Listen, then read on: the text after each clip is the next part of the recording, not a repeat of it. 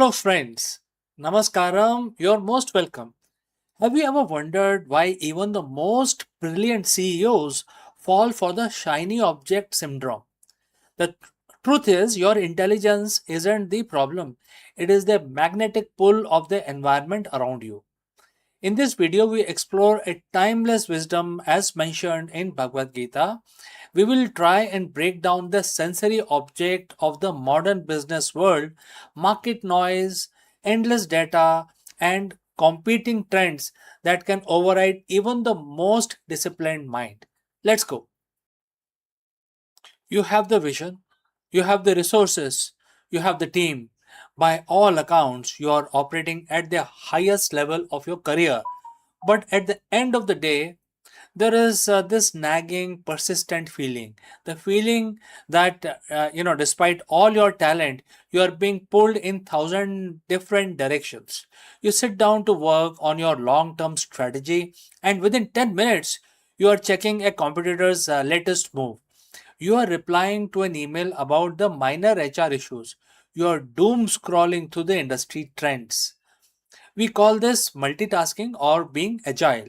But deep down, you know the truth. You are getting distracted full time. And here is the most frustrating part. You are intelligent enough to know that you should be focusing. You have the capacity to discriminate between the important and what is noise. So, why does the noise win almost every time? Today, we are going to look at the answer to this question not from the modern management book, but from a 5,000-year-old source, which is called Bhagavad Gita, specifically mentioned in chapter 2, verse 60. This isn't just philosophy, it is a masterclass in behavioral psychology for the modern leaders. So, friends, if you have reached this far, please inform us from which city you have tuned in. This will help us determine the reach of our channel. Now let's continue. Let's look at the verse. It's incredibly blunt. It says, and the quote starts, the sensory object being immensely powerful can even drag the mind of such a person who has the ability to discriminate. And the quote close. In the context of Gita, the sensory object are everything in the physical world that compete for your attention. For the ancient warrior, this might have been a allure of fame, the noise of battlefield, or the temptation of the comfort. But for you, the CEO, the sensory objects are the notification bells, the real-time stock market data, the urgency of the client's email, and the endless stream of next big things in technology. The Gita makes it very specific, uncomfortably observation. This is quite, frankly, very, very clear. It says this happens even to the person who has the ability to discriminate. In business terms, this means you have a high IQ, you have experience, you have the wisdom to discern between a distraction and an opportunity. And yet, the verse warns that the intelligence alone is not enough to stop you from being dragged away. Why? Because those distractions are designed to be immensely powerful. They are engineered to bypass your logic and hit your primal need for stimulation, for relevance, and for safety. If you feel like you're losing the battle for your own attention, stop blaming your willpower. Modern neuroscience backs up the Gita, wrote millennia ago. Your brain has a prefrontal cortex, the seat of your discrimination, your long term planning, and your strategy. This is where your CEO brain lives. But you also have a limbic system, the emotional, reactive part of your brain that seeks immediate gratification. When you get a notification, when you see a market crash headline, or when a competitor pivot, your limbic system interpret that as an immediate threat or an immediate reward. It is a biological, drag. The Gita tells us that these objects are immensely powerful, and they are designed by the world's brightest engineers to trigger a dopamine response in you. You are literally fighting a biological battle every single day. And if you think you can simply you have the will yourself to ignore the noise, you are underestimating the enemy. That is why, we see a brilliant CEO who spend their morning doing deep work, but by 2 p.m. they are completely reactionary, fighting fires, and don't actually move the needle on their vision. So the intelligence isn't enough. What is then? The verse mentions the ability to discriminate, and in Sanskrit, this is called viveka. This is the ability to see things as they really are, not as they appear.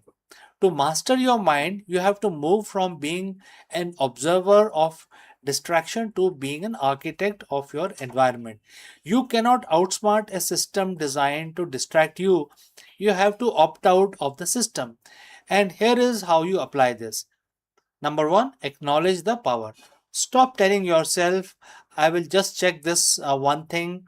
Acknowledge that the notification, the email, the trend, it is designed to drag you. Treat it with respect, as you would actually respect your competitor. Define your sensory objects. This is number two. Identify your specific triggers. Is it the real time Slack feed? Is it the Twitter or X feed? Is it the urgent emergency meeting? You need to categorize these as well. The discrimination pause. When you feel the pull, the Gita suggests a moment of reflection. Before you click, before you switch task, ask, is this moving the needle on the vision, or is this just satisfying a sensory crave for input? That momentary pause is where your power lies. It is a gap between the stimulus and the response. The most successful leaders that I have studied who truly change the world aren't necessarily the ones with the highest IQ. They are the ones with the highest focus. They have mastered the art of monotasking. They have created a fortress around the deep work. They understand their most valuable asset is not their capital, their brand, or their data. It is their attention. When you constantly distract, you are giving away your attention for free. You are letting the sensory object of the marketplace dictate your reality. But when you reclaim your focus, you regain your sovereignty as a leader. You aren't just reacting to the market anymore, you are creating it. You aren't just putting out fires, you are building the future. Remember, Gita doesn't say that the sensory object will stop existing. The market will always be noisy. The news will always be urgent. The distraction will always be there. The promise isn't that the world will become quiet. The promise is that you will become unshakable. So, as you go back into your work today, I want you to practice that one thing, the pause. When you feel the urge to drift, please pause, discriminate, choose your focus. You are a capable person leading with clarity even in the midst of the chaos. So, friends, thanks for watching. If this perspective helped you shift your mindset, please subscribe. Let's build something meaningful and let's keep your eye on the horizon. See you in the next one.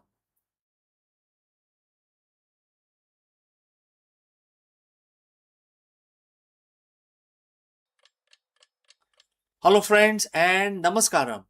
On June 15th, 1908, a landmark moment in India's financial history took place in the formal incorporation of Calcutta Stock Exchange as one of the oldest stock exchange in Asia and the second to be established in India after the Bombay Stock Exchange. The CSE, the Calcutta Stock Exchange, quickly transformed into a primary engine of the financial growth of the Eastern India region.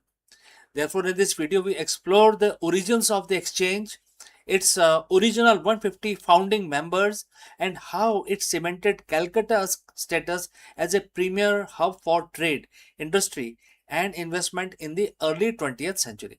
Let's go.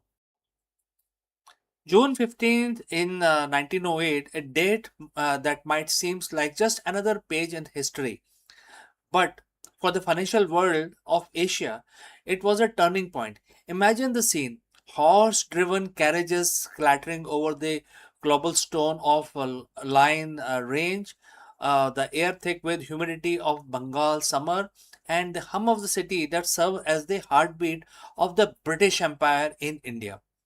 On this day, a group of visionaries gathered to do something bold. They were signing a charter to create Calcutta Stock Exchange. Today, we are going back in time to see how it all began. So, friends, if you have reached this far, please let us know from which city you have tuned in into this video. This will help us determine the reach of our channel. Now, let's proceed further. To understand the importance of 1908, we have to understand the city. At the time, Calcutta wasn't just a city, it was the commercial powerhouse of the East. The massive British trading houses were located there, managing the tea gardens of Assam, the jute mills along the Hooghly, and the sprawling coal mines of the hinterlands. Before the exchange, trading happened informally, often under the shades of neem tree or the makeshift offices. But the scale of business was becoming too vast, too complex for informal handshakes. The economy demanded order. The economy demanded an institution. Enter the 150 founding members, of initial founding members. They weren't just the merchants, they were the architects of India's modern financial landscape. When the Calcutta Stock Exchange was incorporated on June 15th, 1908, it wasn't a sole effort, it was a massive collaboration of both Indian and European brokers. Think about the friction of that era. Yet, in the pits of exchange, business came first. They pooled their resources, established a regulatory code, and decided that instead of scattered trading, they would create a unified marketplace. The exchange became the second in all of India, trailing only the Bombay Stock Exchange, and it quickly became the primary financial hub for everything happening in the East. Why does this matter today? Because the Calcutta Stock Exchange fueled the industrial revolution of East India.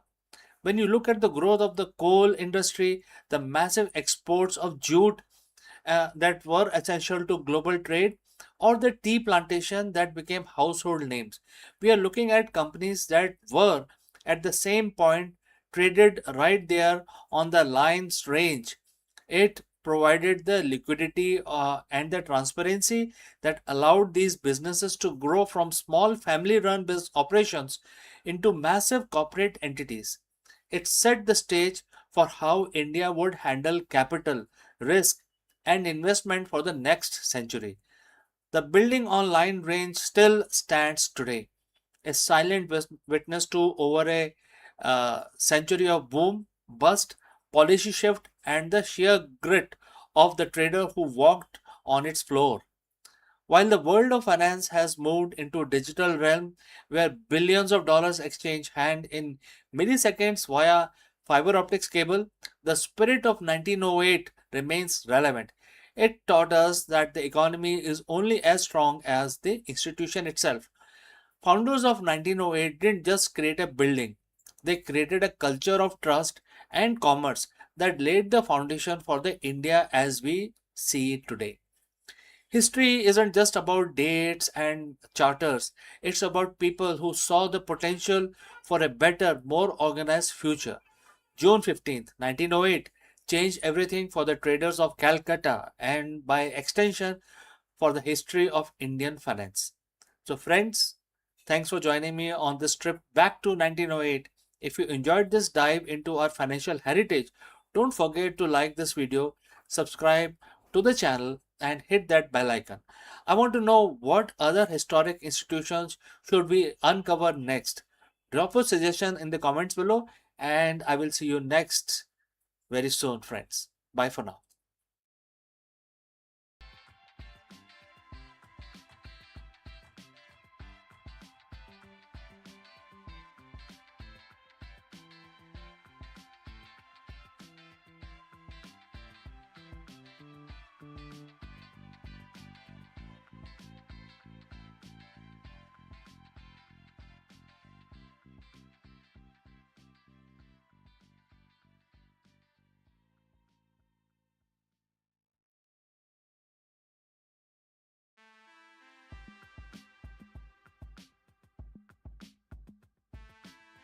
Hello friends, welcome to Executive Learning Session. In today's high pressure corporate world, CEOs are often obsessed with the quarterly reports. But what if focusing less on the result actually would lead to better performance? That's a very big and profound question. Therefore, today in this video, we break down the profound leadership wisdom of Bhagavad Gita. And we will also explore how it serves as a blueprint for the modern mindful executives.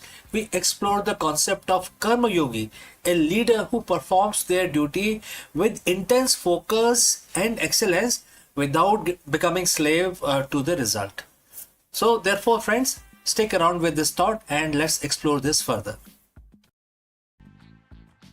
Picture this, it's 11 p.m. on a Sunday and you're starting working at a spreadsheet. You have got a quarterly board meeting in 48 hours. The numbers aren't where they need to be and your heart is racing. Your sleep is now non-existent and your identity, your very worth as a leader is tied entirely to the bottom right cell of the screen, right? This happens to everybody, isn't it? Well, we have been taught that the greatest leader who you must be result driven. We must obsess over KPIs, exit strategies, and stock prices. But here is a paradox: the more tightly you grip the result, the more likely you are likely to choke the process that creates it.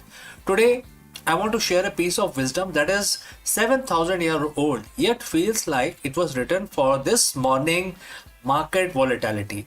It's from the Bhagavad Gita, chapter 6, first verse of chapter 6. It is a verse that redefines what it means to be a yogi and by extension what it means to be a leader. So friends, if you have reached this far, please inform us from which city you have tuned in and in which language you are watching this video. This will help us determine the reach of our channel. Let's proceed further. So now let's look at the verse. Quote starts, a true yogi or a true renunciant is the one who performs his duty renouncing attachment to result and not one who abandons work or the sacrificial fire. Quote close. Now when we hear the word yogi or renunciant, we think of someone sitting on a mountain far away from emails and supply chain issues. But Bhagwan Krishna says something radical here. He says the true yogi is not the one who quits. It's the one who stopped doing the work. It's also not that. In business context, Krishna is saying you don't have to quit your job to find peace. You don't have to stop being ambitious. The sacrificial fire for CEO is the office, the factory, and the boardroom. The distinction isn't whether you work, it's how you relate to outcome of what works, etc. So what is the result paradox? So when we attach to the result, we operate from a place of fear. Fear of failure, fear of loss, fear of looking bad. When the brain is in the fear mode, the prefrontal cortex, the part of your brain responsible for high level strategy and innovation, shuts down. Attachment creates tunnel vision. You become so focused on the win that you miss the ethical red flags or the innovative pivot that could have saved your company. Attachment creates fragility. If your happiness depends on the green KPI, a red KPI will shatter your confidence completely. So Gita suggests a better way. Perform your karma, the duty at hand. Imagine the professional athlete. If a golfer is thinking about a trophy while they are, mid swing, they will miss the shot.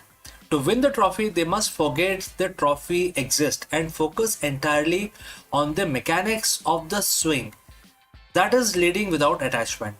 The verse mentioned not abandoning their sacrificial fire.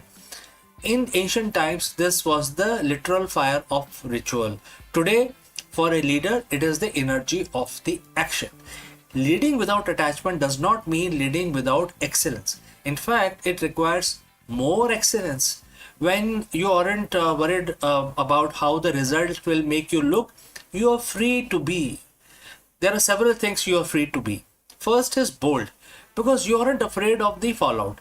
Second is the present, because you aren't living in the future quarter. And third is the objective, because you see the data for what it is, not what you want it to be. A true CEO, which is yogi, performs their duty because it is the right thing to do, not because it means something to, earn your bonus, etc. They treat their company as a sacrifice, a contribution to the world. So, how do we actually do this? How do we walk into the board meeting tomorrow and lead without the attachment? There are few ideas which I want to share with you. First is shift from what to how. Instead of asking, will they reach the target? Ask, are we executing this with the highest level of integrity and skill? If the process is perfect, the result is inevitable, and it's the inevitable byproduct. Second, the 5 minute de-tether. Before a high stake pitch, take 5 minutes to remind yourself, I have a right to work, but not to the fruits. Tell yourself that your value as a human being is independent of this deal. Watch how much more charismatic and calm you would become before you get into the meeting. Now, the third idea is reward effort, not just outcome. So, as a leader, stop only celebrating the wins. Start celebrating the karma as well. The disciplined, high quality effort, even when it doesn't lead to a win, this builds a culture of psychological safety. So, Bhagavad Gita isn't asking you to be less ambitious. In fact, it is asking you to be freer. So, when you stop being a slave to the result, you become master of your actions. You will become unshakable executive. You will still show up, and you still the light of fire, and you still do the work, but you do it with a smile, knowing that while you cannot control the wind, you can always control how you set your sail. So friends, what do you think? Thank you for your time. Thank you for joining live. Let's go back to the fire and do the work. And if you have any questions, please feel free to send it across. Before I wind up this session, a word about our affiliate partner. Stop settling for a good enough video. If your built-in laptop camera looks like a grainy mess, it is time for an upgrade. Want to instantly level up your video presence? I like to present the Lenovo Performance FHD webcam. This is a game changer for your desktop setup. Technically, this is packed. It has a very sensitive RGB sensor, very crisp photographs it takes. Also comes with 2 microphones on board, which helps you to record very clear voice in stereophonic format. And these microphones are very sensitive. You can actually move away from the camera up to 2 meters, and these microphones will pick up your voice without any problem. This is a very strong piece. This is very sturdy. Comes with tripod ready. Comes with a very long leash, so it gives you a lot of flexibility to place the webcam wherever you want to keep in your studio. And also it has a swivel base, which is also very handy. So if you want to basically level up your game and you want to pick up this camera at a discount, please click on the link here or scan the QR code. Now let's get back to our video.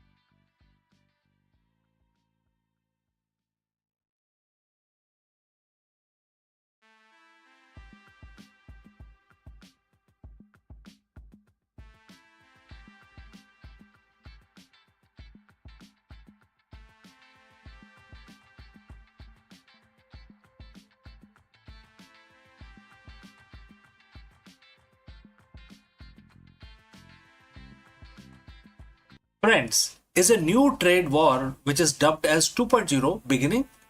As the US radically rewrites its global tariff rules, India is launching a high stake diplomatic mission to Washington, D.C.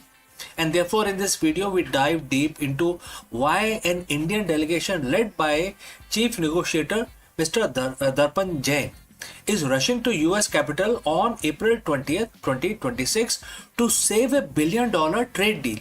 So, what is happening now? Well, the trade landscape between the world's two largest democracies has shifted overnight following a landmark US Supreme Court ruling that limited the president's emergency tariff powers. The Trump administration has introduced a new 10 to 15% global surcharge under Section 122 of the Trade Act. Now, this move has effectively reset the 18% tariff framework India and US agreed upon during the early February 2026. Now, India is fighting to maintain its competitive edge as other global players face the same flat rate. Let us discuss this further.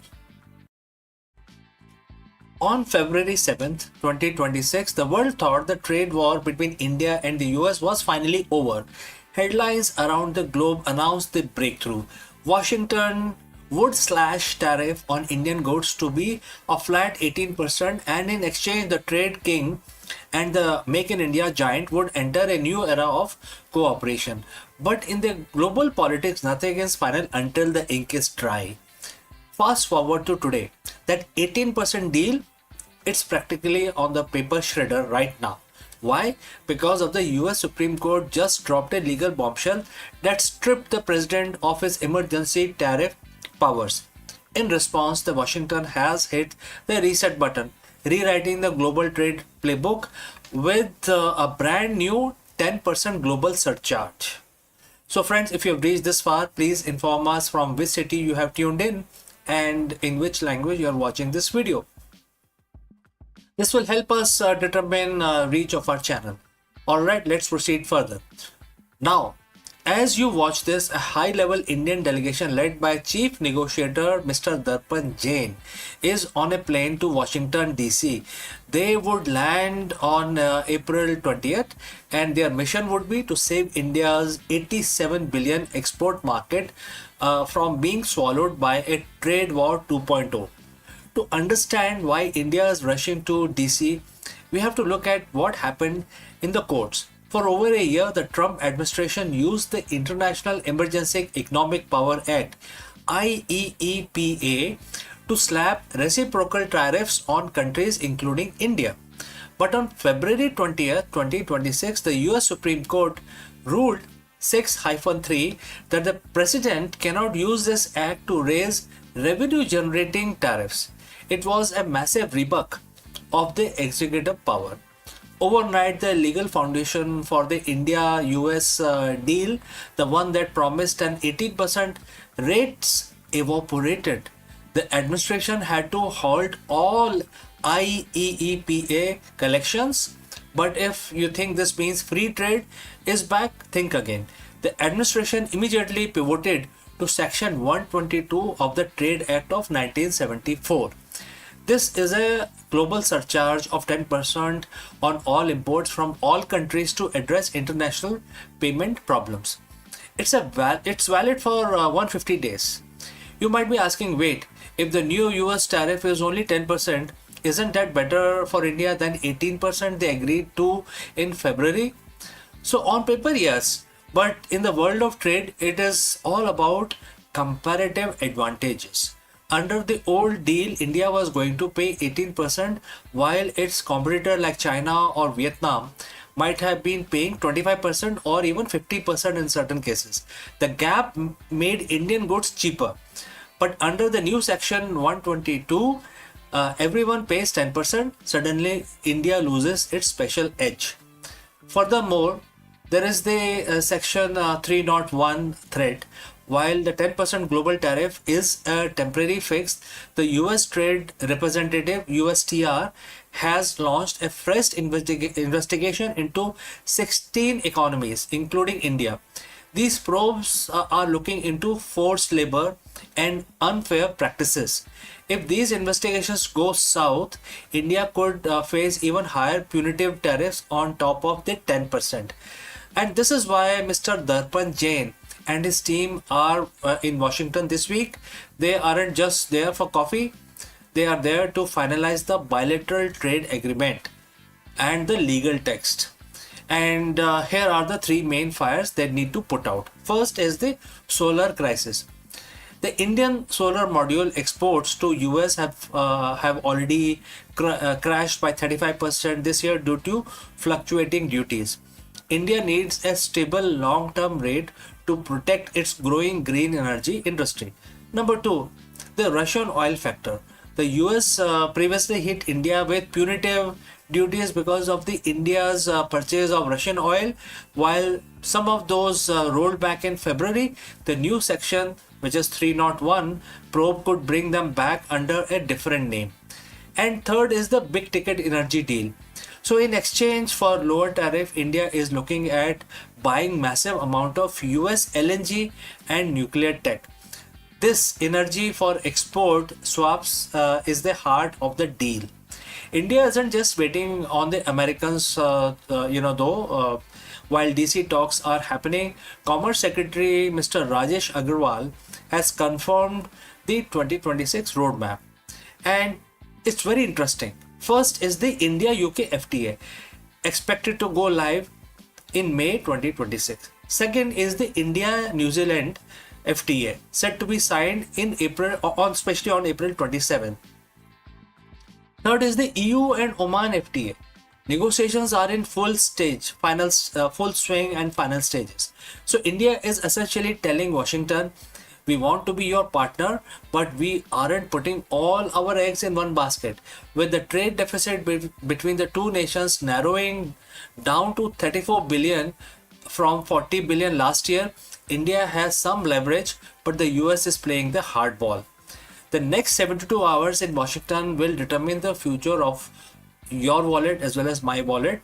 From the price of iPhone, even though it is assembled in India, to the cost of Indian textiles and pharma in the US, everything is on the line.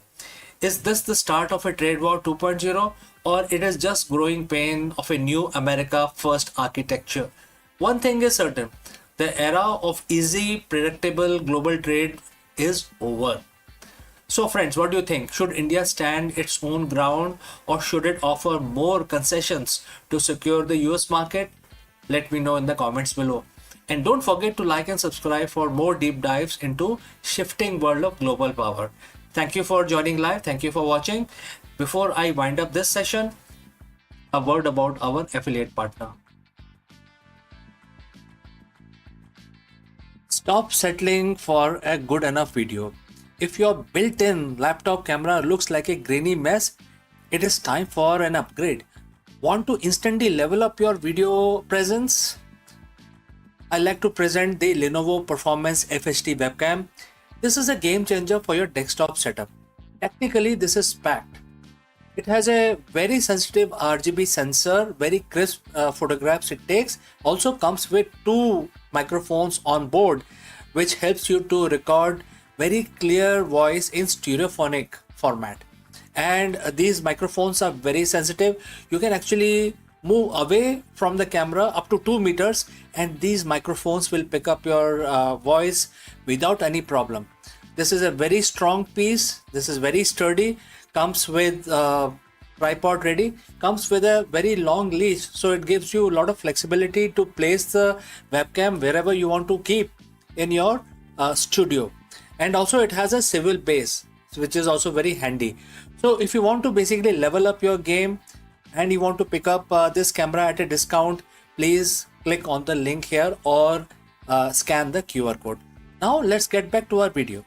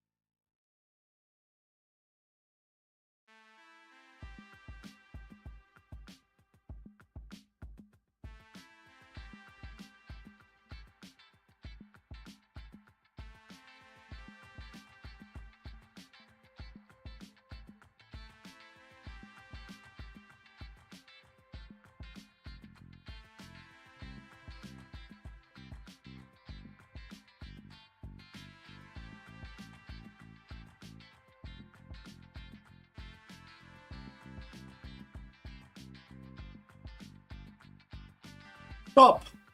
Before you hit the delete channel button or give up on your next upload, you need to watch this. Most creators quit YouTube exactly 3 feet from the gold. They see flat lines in their analytics and assume they are failing. But in reality, they are simply in a ghost phase, the period where the algorithm tests your consistency and your skills are being sharpened for the big break. In this video, we dive deep into the psychology of the content creation and why zero views might actually be your biggest competitive advantage. How? Let us discuss this further. You are checking your phone again. It's been 3 hours since you uploaded your latest video and the one you spent all weekend editing. You have refreshed the studio app 10 times and the number hasn't budged. 4 views, 2 of which were probably you. The thought starts creeping in. Is this even worth it? You see other creators blowing up overnight and you feel like you are shouting into a void. You are ready already to quit, but before you hit that delete channel button, I need you to understand one thing. You aren't failing. You are actually in the most important phase of your journey. Most creators quit exactly 3 feet from the goal. Today I'm going to show you why nobody is watching is actually your secret weapon and why your biggest breakthrough is like hidden right behind the urge to give up. Let's dive in. But before, if you have reached this far, please inform us from which city you have tuned in and in which language you are watching this video. This will help us determine the reach of our channel. I would also know who's watching and who's not. Alright, let's proceed further. Let's address the elephant in the room, which is the algorithm. We talk about it like it's a sentient being that hates us. It doesn't, but it's a system built on trust. When you are a new creator or you're trying to pivot, you enter what I call the ghost phase. Think about it. Why would YouTube push your content to millions of people if you are only person you can stay consistent for only 2 weeks? The algorithm is testing two things, your competence and your consistency. During this ghost phase, you have a massive advantage that no big creator has, which is freedom to fail. When nobody is watching, you can experiment, you can find your voice, you can mess up the lighting, and you can make terrible jokes without hundreds and thousands of people judging you. This is your training ground. You are not being ignored, you are being incubated. This is the concept from the book Atomic Habits called the plateau of latent potential. We expect progress to be in a straight line up. We think if I put in X amount of work, I should see X amount of views. But the growth on YouTube is exponential, not linear. You spend months, maybe years working in the valley of disappointment, and this is where you're putting in the work, but the result aren't showing yet. You are building the foundation. It's like bamboo tree. It grows underground for 5 years, developing a massive root system, and then it shoots up 80 feet in 6 weeks. So if you quit during the root building phase, the tree will never grow. Every video you make into a flop is actually a root. It's a data point. It's a lesson. It's one step closer to the 80-foot breakthrough. So why do most creators quit right before they win? It's because of the psychological phenomena called cognitive friction. The effort required to make a video feels much higher than the reward of 10 views. To survive this, you have to shift your win condition. If your win condition is to get 1000 views, you get 50, you feel like as if you have lost it. You feel defeated. But if you win condition is like getting 1% better at color grading or write a more compelling hook, or you do that, you have won already, right? I mean, if you do all of these core competencies, regardless of the view counts, don't you think so? Winning on YouTube is a war of attrition. The pros aren't necessarily the most talented people on the platform. They are the one who refuse to go away. They stayed in the game long enough for the luck to find them. Because on YouTube, luck is just where the preparation meets the long enough timeline.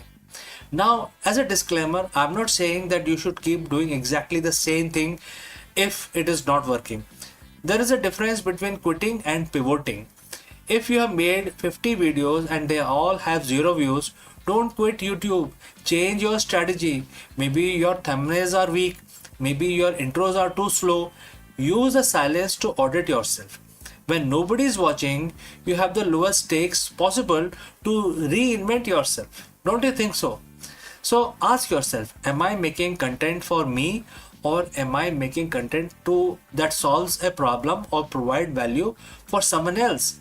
Once you align your passion with audience's need, the nobody watching problems start to disappear. The hardest part of YouTube isn't the editing or the SEO. It is the mental game. It is showing up on Tuesday morning to film a video when your last 3 uploads tanked. But remember this, every major creator you admire today, from Mr. Beast to MKBHD, had a period where they were talking, making videos, but generating zero interest, 0 views. They felt exactly how you feel right now. The only difference between them and millions of abandoned channels is that they decided to post one more time. Your breakout video is already in your head. It's coming. It's going to come. Definitely. But you can't find it cannot find you if you weren't there to upload it, right? So don't quit. Just get 1% better today. So friends, what do you think? If you have any question or if you want to know more, please leave a comment below and I will see you again in the next one. Before I take your leave, a word about our affiliate partner. Stop settling for a good enough video. If your built-in laptop camera looks like a grainy mess, it is time for an upgrade. Want to instantly level up your video presence? I like to present the Lenovo Performance FHD webcam. This is a game changer for your desktop setup. Technically, this is packed. It has a very sensitive RGB sensor, very crisp photographs it takes. Also comes with 2 microphones on board, which helps you to record very clear voice in stereophonic format. And these microphones are very sensitive. You can actually move away from the camera up to 2 meters and these microphones will pick up your voice without any problem. This is a very strong piece. This is very sturdy. Comes with tripod ready. Comes with a very long leash, so it gives you a lot of flexibility to place the webcam wherever you want to keep in your studio. And also it has a swivel base, which is also very handy. So if you want to basically level up your game and you want to pick up this camera at a discount, please click on the link here or scan the QR code. Now let's get back to our video.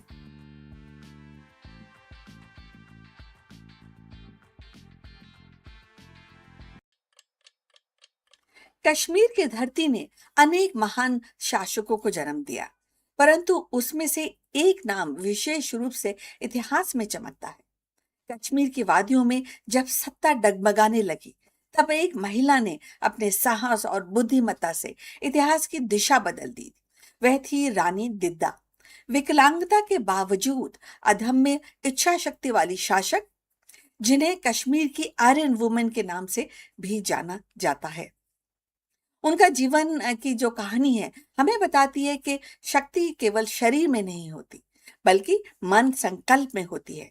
दिद्या का शासन का लगभग 22 वर्षों तक चला और उनका जीवन साहस, राजनीति की गहरी समझ और अदम्य इच्छा शक्ति का प्रतीक है।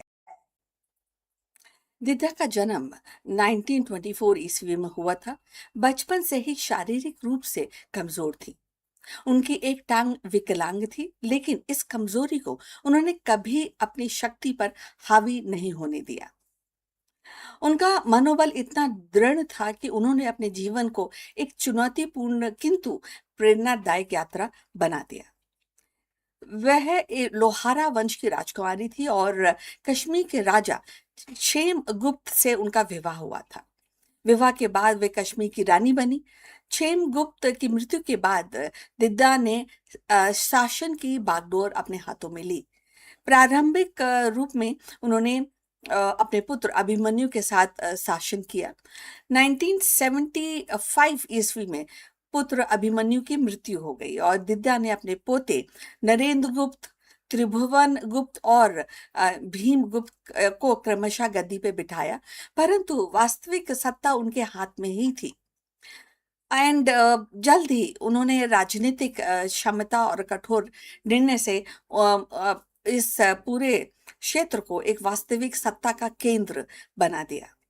दिद्दा का शासन काल लगभग 22 वर्ष तक चला। इस दौरान उन्होंने अनेक षड्यंत्रों विरोधों का सामना किया। दरबार में उनके खिलाफ कई बार विद्रोह हुए, परंतु उन्होंने अपनी चतुराई और कठोर नीतियों को के साथ उन सभी को परास्त किया। कहा जाता है कि उन्होंने अपने विरोधियों को समाप्त करने के लिए कोई भी एक्चुअली संकोच नहीं किया, चाहे वो दरबारी हो या उनके रिश्तेदार। और अगर उनके प्रशासनिक सुधार की बात की जाए तो वो भी काफी बड़े उन्होंने उस समय किए थे, जैसे कि कर व्यवस्था को सुदृढ़ किया और सेना को संगठित किया, सीमाओं की सुरक्षा सुनिश्चित की। और उन्होंने सबसे बड़ी अगर उपलब्धि मानी जाए तो उन्होंने कश्मीर को राजनीतिक अस्थिरता से बाहर निकाला और राज्य को एक मजबूत प्रशासनिक ढांचे में ढाला। उन्होंने ये व्यवस्था को सुदृढ़ किया और कश्मीर की जो सीमाएं हैं उसको भी सुरक्षित किया। दिद्दा का शासन काल अगर कई इतिहासकार बोलते हैं कठोर था, परंतु प्रभावी भी था। उन्होंने ये साबित किया कि एक महिला चाहे शारीरिक रूप से कमजोर ही क्यों ना हो, दृढ़ इच्छा शक्ति, बुद्धिमत्ता से पूरे राज्य को संभाल सकती है। उनके शासन के बाद कश्मीर में लोहारा वंश की नींव और भी मजबूत हो गई। और यदि आप यहाँ तक पहुंचे हैं तो कृपा करके बताइए कि आप किस शहर से जुड़े हैं और किस भाषा में इस वीडियो को देख रहे हैं। इससे हमारे चैनल की पहुंच को समझने में हमें मदद मिलेगी। चलिए आगे बढ़ते हैं और इस चर्चा को आगे और बढ़ाते हैं। इतिहासकार जो हैं वो मानते हैं, कई इतिहासकार मानते हैं कि दिद्दा काफी निर्दयी शासक थी। तो कभी वो ये भी बताते हैं कि वो दूरदर्शी नेता भी थी। लेकिन इसमें कोई संदेह नहीं कि दिद्दा ने कश्मीर के इतिहास में अपनी अमिट छाप छोड़ी। उनकी कहानी हमें सिखाती है कि परिस्थितियां चाहे कितनी भी कठोर क्यों ना हो, साहस दृढ़ता से उन्हें बदला जा सकता है। रानी दिद्दा का जीवन हमें यह भी सिखाता है कि शक्ति शारीरिक सामर्थ्य में नहीं बल्कि दृढ़ संकल्प, दूरदर्शिता में निहित होती है। विकलांगता के बावजूद उन्होंने कश्मीर की सत्ता संभाली, षड्यंत्रों को परास्त किया और राज्य की स्थिरता बनाए रखी। उनके शासन काल ने यह प्रमाणित किया कि महिला भी कठोर निर्णय लेकर इतिहास की धारा बदल सकती है। अगर देखा जाए तो दिद्दा की कहानी साहस और नेतृत्व की है, जिसने अमित छाप कश्मीर के इतिहास पर छोड़ी है। कभी कई लोग उनको निर्दयी कहते हैं, कई दूरदर्शी कहते हैं, लेकिन उनकी गाथा हमें ये प्रेरणा देती है कि कठिन परिस्थितियों में भी यदि मनोबल अडिग रहे तो असंभव को भी संभव किया जा सकता है। तो अब हम अपनी चर्चा के अंत तक पहुंच चुके हैं। कृपा करके हमारे चैनल को लाइक और सब्सक्राइब कीजिए और विषय पर अगर आपकी कोई टिप्पणी हो तो उसको भी हमारे साथ साझा कीजिए। अब हम ये समाप्त करते हैं आज की मुलाकात। आपसे फिर बहुत जल्द मुलाकात होगी। तब तक अपना ख्याल रखिए। नमस्कार।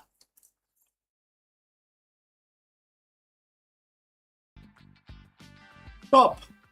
Before you hit the delete channel button or give up on your next upload, you need to watch this. Most creators quit YouTube exactly 3 feet from the gold. They see flat lines in their analytics and assume they are failing. But in reality, they are simply in a ghost phase, the period where the algorithm tests your consistency and your skills are being sharpened for the big break. In this video, we dive deep into the psychology of the content creation and why zero views might actually be your biggest competitive advantage. How? Let us discuss this further. You are checking your phone again. It's been 3 hours since you uploaded your latest video and the one you spent all weekend editing. You have refreshed the studio app 10 times and the number hasn't budged. 4 views, 2 of which were probably you. Uh, the thought starts creeping in. Is this even worth it? You see other creators blowing up overnight and you feel like you are shouting into a void. You are ready already to quit, but before you hit that delete channel button, I need you to understand one thing. You aren't failing. You are actually in the most important phase of your journey. Most creators quit exactly 3 feet from the goal. Today I'm going to show you why nobody is watching is actually your secret weapon and why your biggest breakthrough is like hidden right behind the urge to give up. Let's dive in. But before, if you have reached this far, please inform us from which city you have tuned in and in which language you are watching this video. This will help us determine the reach of our channel. I would also know who's watching and who's not. Alright, let's proceed further. Let's address the elephant in the room, which is the algorithm. We talk about it like it's a sentient being that hates us. It doesn't, but it's a system built on trust. When you are a new creator or you're trying to pivot, you enter what I call the ghost phase. Think about it. Why would YouTube push your content to millions of people if you are only person you can stay consistent for only 2 weeks? The algorithm is testing two things, your competence and your consistency. During this ghost phase, you have a massive advantage that no big creator has, which is freedom to fail. When nobody is watching, you can experiment, you can find your voice, you can mess up the lighting, and you can make terrible jokes without hundreds and thousands of people judging you. This is your training ground. You are not being ignored, you are being incubated. This is the concept from the book Atomic Habits called the plateau of latent potential. We expect progress to be in a straight line up. We think if I put in X amount of work, I should see X amount of views. But the growth on YouTube is exponential, not linear. You spend months, maybe years working in the valley of disappointment, and this is where you are putting in the work, but the result aren't showing yet. You are building the foundation. It's like bamboo tree. It grows underground for 5 years, developing a massive root system, and then it shoots up 80 feet in 6 weeks. So if you quit during the root building phase, the tree will never grow. Every video you make into a flop is actually a root. It's a data point. It's a lesson. It's one step closer to the 80-foot breakthrough. So why do most creators quit right before they win? It's because of the psychological phenomena called cognitive friction. The effort required to make a video feels much higher than the reward of 10 views. To survive this, you have to shift your win condition. If your win condition is to get 1,000 views, you get 50, you feel like as if you have lost it. You feel defeated. But if you win condition is like getting 1% better at color grading or write a more compelling hook, or you do that, you have won already, right? I mean, if you do all of these core competencies, regardless of the view counts, don't you think so? Winning on YouTube is a war of attrition. The pros aren't necessarily the most talented people on the platform. They are the one who refuse to go away. They stayed in the game long enough for the luck to find them. Because on YouTube, luck is just where the preparation meets the long enough timeline. Now, as a disclaimer, I'm not saying that you should keep doing exactly the same thing if it is not working. There is a difference between quitting and pivoting. If you have made 50 videos and they all have 0 views, don't quit YouTube. Change your strategy. Maybe your thumbnails are weak. Maybe your intros are too slow. Use the silence to audit yourself. When nobody is watching, you have the lowest stakes possible to reinvent yourself. Don't you think so? So ask yourself, am I making content for me, or am I making content that solves a problem or provide value for someone else? Once you align your passion with audience's need, the nobody watching problem start to disappear. The hardest part of YouTube isn't the editing or the SEO. It is the mental game. It is showing up on Tuesday morning to film a video when your last 3 uploads tanked. But remember this, every major creator you admire today, from Mr. Beast to MKBHD, had a period where they were talking, making videos, but generating zero interest, 0 views. They felt exactly how you feel right now. The only difference between them and millions of abandoned channels is that they decided to post one more time. Your breakout video is already in your head. It's coming. It's going to come. Definitely. But you can't find it cannot find you if you weren't there to upload it, right? So don't quit. Just get 1% better today.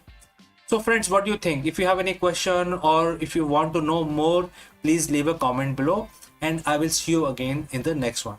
Before I take your leave, a word about our affiliate partner. Stop settling for a good enough video.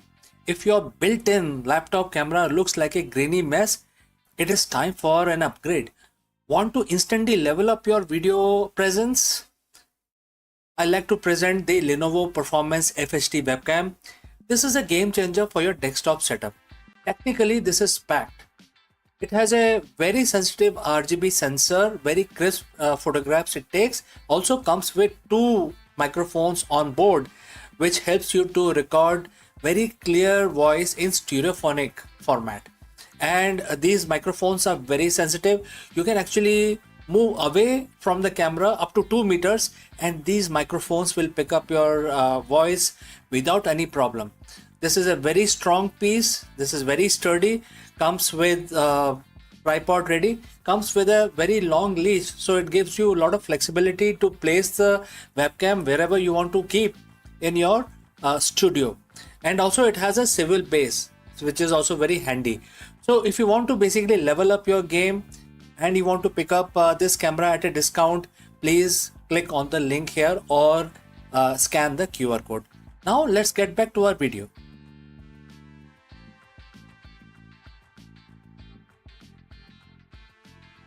For years, Anthropic Claude was known for as a conversational powerhouse on AI that could reason, that could assist, and also solve the complex tasks.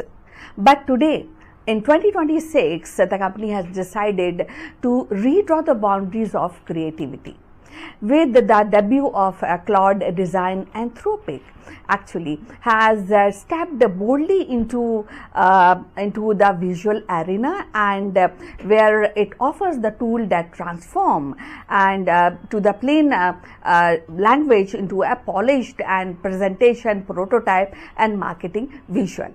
This is not just another AI feature, but it is reimagination of how the idea takes shape. No templates, no plain canvases, just words flowing into images. For entrepreneurs, for educators and the creators, Claude Design promises speed and accessibility.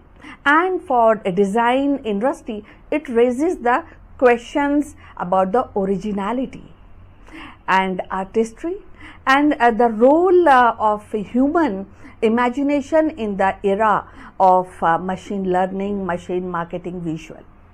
So let's find out more about this. नमस्कार दोस्तों, आप सभी का स्वागत है। और आज हम डिस्कस करेंगे कि जो मार्केट वोलेटिलिटी है या ग्लोबल अनसर्टेनिटी है या कांस्टेंट डिसरप्शन जो हमारे बिजनेस में होते रहते हैं, इसके होते हुए एक लीडर, एक सीईओ अपनी ट्रू स्ट्रेंथ को कैसे महसूस कर सकता है। तो इस बहुत ही इंपॉर्टेंट सवाल का आंसर ढूंढेंगे हम, भगवत गीता का सहारा लेंगे और इसमें देखेंगे कि ये हमें क्या एडवाइस भगवत गीता हमें देती है। ऑलराइट, हम ये डिस्कवर करेंगे कि कोई ऐसा मॉडल है जो हमारे को बहुत शक्तिशाली बना देता है, इनडिस्ट्रक्टिबल बना देता है और ऐसा हमको बना देता है कि हम किसी चीज से विचलित नहीं होते हैं। तो ये बहुत ही इंपॉर्टेंट है आज के परिप्रेक्ष्य में, स्पेशली सारे लीडर्स के लिए। तो कहीं मत जाइएगा क्योंकि ये बहुत ही इंटरेस्टिंग हम डिस्कशन करने वाले हैं। चलिए आगे बढ़ते हैं। तो दोस्तों, आपका फिर से स्वागत है और हम इस एपिसोड में एंशिएंट विजडम जो हमारे भगवत गीता में मेंशन्ड है उसका सहारा लेंगे और हम जानेंगे कि जो लीडर्स होते हैं वो कैसे हाई प्रेशर लैंडस्केप के अंदर 2026 में, क्योंकि बहुत हाई प्रेशर है, बहुत सारे रेगुलेशंस हैं, बहुत सारे नई तरह से बिजनेस करना है। तो इसमें जो लीडर्स हैं, आज के हमारे जो लीडर्स हैं या आप हैं या सीईओज हैं, ये कैसे अपनी रेजिलिएंट, अपने सॉफ्ट स्किल को इतना बढ़ा सकते हैं कि वो एक जो स्किल है आपका उसको बिल्कुल इंडिस्ट्रक्टिबल बना देगा आपको। तो हम इस चीज का विश्लेषण करेंगे आज और हम ये जो इसका आंसर ढूंढेंगे भगवत गीता के चैप्टर 2 वर्स 23 से। ये वर्स है, बहुत ही छोटा सा वर्स है, बहुत ही 2 लाइनों का इसमें श्लोक है ये। इसमें भगवान कृष्ण एक्सप्लेन कर रहे हैं अर्जुन को, जब अर्जुन अपने कुरुक्षेत्र में बैठे हैं और एक ये मास्टर क्लास की तरह ये डिलीवर किया गया है। और इसमें ये बताया गया है कि इस वर्स के अंदर कि आप कैसे अपने आप को साइकोलॉजिकली स्टेबल बना सकते हैं। ये बहुत ही जरूरी है क्योंकि अगर आप किसी बोर्डरूम में जा रहे हैं और आप साइकोलॉजिकल स्टेबल नहीं है, आपको कोई चीज परेशान कर रही है, तो आप वहां पे फेल हो जाते हैं। तो दोस्तों, अगर आप यहाँ तक पहुंचे हैं तो बताइए कि आप किस सिटी से हमारे साथ जुड़े हैं और किस भाषा में आप हमारे वीडियो देखते हैं। चलिए हम आगे बढ़ते हैं। जो ये वर्ड्स है, ये जो श्लोक है, ये कहता है कि जो हमारी आत्मा है, जो हमारा सेल्फ है, ये एक किसी भी हथियार से डिस्ट्रॉय नहीं किया जा सकता, आग में जलाया नहीं जा सकता, पानी से इसको गीला नहीं किया जा सकता और ना ही हवा से इसको उड़ाया नहीं जा सकता। तो अगर उसको आप प्रथम दृष्टि में देखेंगे, फर्स्ट क्लास, तो ऐसा लगता है कि ये कोई मेटाफिजिकल स्टेटमेंट है। लेकिन मॉडर्न एग्जीक्यूटिव के लिए, जो आज के सीईओ हैं, उसके लिए ये क्या वैल्यू रखता है। लेकिन इसको आप ध्यान से पढ़ेंगे, हम इसको डिकोड भी करेंगे। ये एक साइकोलॉजिकल ब्लूप्रिंट है जिसमें भगवान कृष्ण अर्जुन को सिखा रहे हैं कि जो आपकी जो कोर कैपेसिटी है डिसीजन मेकिंग की या जजमेंट लेने की, ये कैसे आप अपने जो जजमेंट लेने की जो इंडिपेंडेंस है आपके दिमाग में, ये एक्सटर्नल जो थ्रेट्स होती हैं उससे इफेक्ट होता है। तो कैसे आप अपने आप को बचा सकते हैं। और प्रोफेशनल लाइफ में हमारे जो एक्सटर्नल थ्रेट्स हैं वो क्या क्या हो सकते हैं। देखिए, क्रिटिसिज्म हो सकता है, मार्केट में आग लगी है, आग लगी है, हर चीज खराब हो रही है, कोई बिक रहा है, कुछ नहीं बिक रहा है, तो मार्केट का डेटा वो एक एक्सटर्नल हो सकता है। और रेगुलेटरी चेंजेस एक एक्सटर्नल इनपुट हो सकते हैं, क्योंकि रेगुलेटरी चेंजेस होते हैं, रियलिटी है लाइफ की कि जो गवर्नमेंट है किसी भी देश में, वो कभी भी अपने हिसाब से वो रेगुलेशन को बदल देते हैं। तो हमें बिजनेस को ये हमेशा इनपुट रहता है कि कुछ ना कुछ उथल पुथल हो रही है। और दूसरा लास्ट में क्या होता है, इकोनॉमिक वॉलेटिलिटी। इन सब के बावजूद जो इकोनॉमी है वो हमारे हाथ में होती नहीं है, ये तो यूनिवर्स अपने आप ही मेंटेन करता है इस चीज को। तो जो ये वर्ड्स है ये बताता है, एक बहुत स्टेबल देता है कि ऐसी कोई चीज है जो ना आग में जलाई जा सकती है, ना उसको हवा उड़ा सकता है, ना पानी गीला कर सकता है, ना कोई उसको वेपन डिस्ट्रॉय कर सकता है। तो इससे हम कैसे इंस्पायर हो और हम अपने जो हमारा जो बिजनेस वर्ल्ड है उसमें कैसे इसको उतारें। तो सबसे पहला जो सीख है इससे हमें जो ड्राइव करते हैं वो है ये है कि हम अपनी जो आइडेंटिटी है वो आउटकम से अलग रखें। मतलब हम हमारी जो आइडेंटिटी है वो हमारे एक्सटर्नल जो सोर्सेज हैं, जैसे कि मैंने बताया बहुत सारी चीजें हो सकती हैं, उनसे हम उनसे हम अलग हैं। जैसे कि कोई प्रोजेक्ट फेल हो गया, तो जो लीडर है उस प्रोजेक्ट को लीड कर रहा है वो उसको लगेगा कि यार मेरा तो सब खत्म हो गया, तो पर्सनल डिफीट जैसा लगता है। तो गीता हमें इस चीज का ज्ञान देती है कि पर्सनल डिफीट या पर्सनल विक्ट्री से हम विचलित नहीं होना चाहिए, हमें विचलित नहीं होना चाहिए। और हमारी जो इंटेग्रिटी विजन है वो काफी लॉन्ग टर्म होना चाहिए। तो जो कभी हमारी विक्ट्री होती है, कभी हमारा फेलियर होता है, उससे ना हम बहुत ज्यादा खुश हो और ना हो बहुत ज्यादा दुखी। दूसरा बताया गया है इसके अंदर जो हमें सीख मिलती है वो ये है मेंटेनिंग इक्विनामिटी। ये हमें बताता है कि हम जो इनर सेल्फ है, जैसे मैंने बताया कि जो हमारा जो इनर जो हमारी पर्सनालिटी है वो स्टेबल रहना चाहिए, एक स्ट्रेट लाइन पे ही रहना चाहिए, ना ज्यादा खुश होना चाहिए ना ज्यादा दुखी होना चाहिए।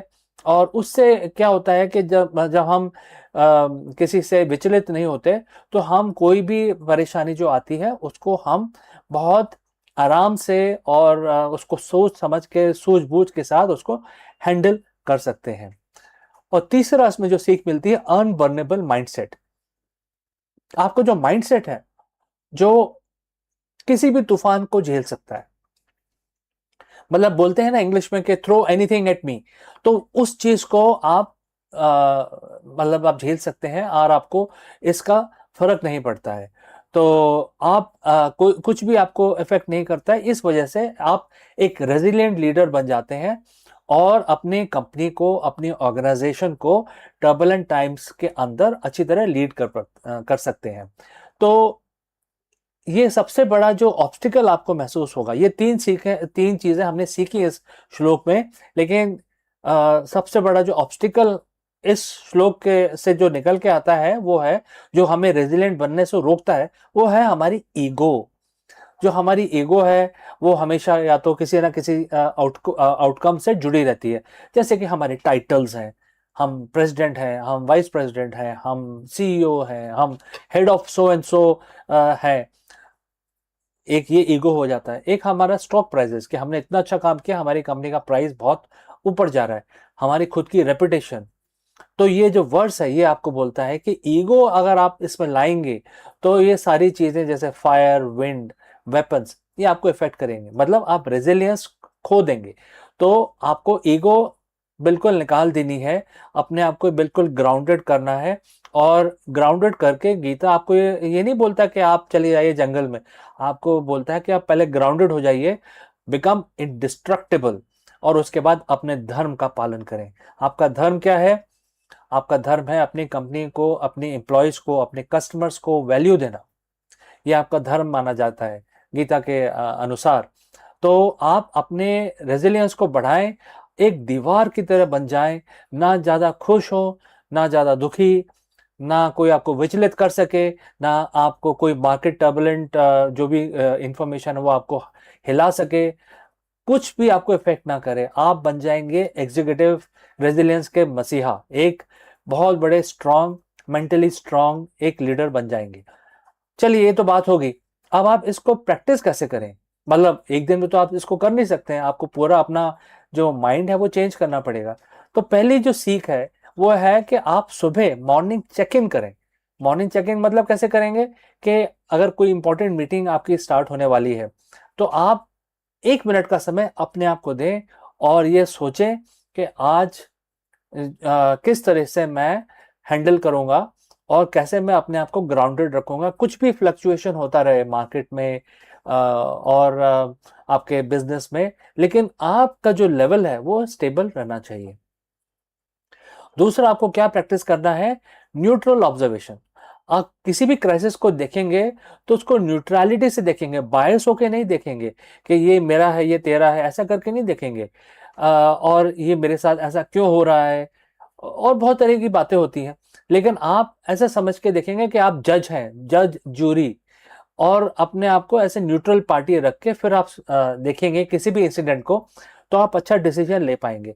फिर आपको कोई मार्केट फोर्सेस या कुछ इवेंट या फायर विंड कोई भी आपको हिला नहीं पाएगी, और आप आराम से सोल्यूशन निकालते हुए, नेविगेट करते हुए प्रॉब्लम से अपने आप को और अपनी कंपनी को बाहर ले जाएंगे।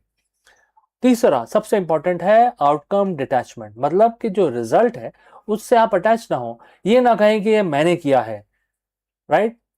भगवत गीता आपको इस चीज का ज्ञान देती है कि आपका धर्म है, आपका जो एक्शन है आपका धर्म है, तो आपको एक्शन पूरा फुल फ्लेज करना है। लेकिन ये कभी नहीं बोलना है कि ये मैंने एक्शन लिया इस वजह से ऐसा हुआ, क्योंकि ये तो यूनिवर्स देता है आपको। तो आपको अपने एंड रिजल्ट से डिटैच अपने आप को रखना है। एंड जिस तरीके से आप हर वीक आप आगे बढ़ेंगे अपने करियर के अंदर, आपको ये रिमेंबर करना है कि कैसे आपको ये जो अनवेवरिंग स्ट्रेंथ है आपकी आत्मा की, आपके पर्सनालिटी की, ये कभी भी ढीली नहीं पड़नी चाहिए। और इस वजह से आपके ऑर्गेनाइजेशंस आपको देखेगी, आपके जो एम्प्लॉयज हैं आपको देखेंगे, they will recognise you as a leader. और इसकी वजह से ये काफ़ी इंपॉर्टेंट हो जाता है ये वर्ड्स, क्योंकि इससे काफ़ी सीख मिलती है। तो दोस्तों, आपके कोई भी सवाल हैं तो ज़रूर लिखिए, और मैं अंत में यही बोलूँगा कि आगे बढ़िए क्लैरिटी के साथ और लीड विद योर सेंटर। तो मैं आपसे अगले वीडियो में फिर से मिलता हूँ, तब तक के लिए आपका दिन शुभ हो। नमस्कार।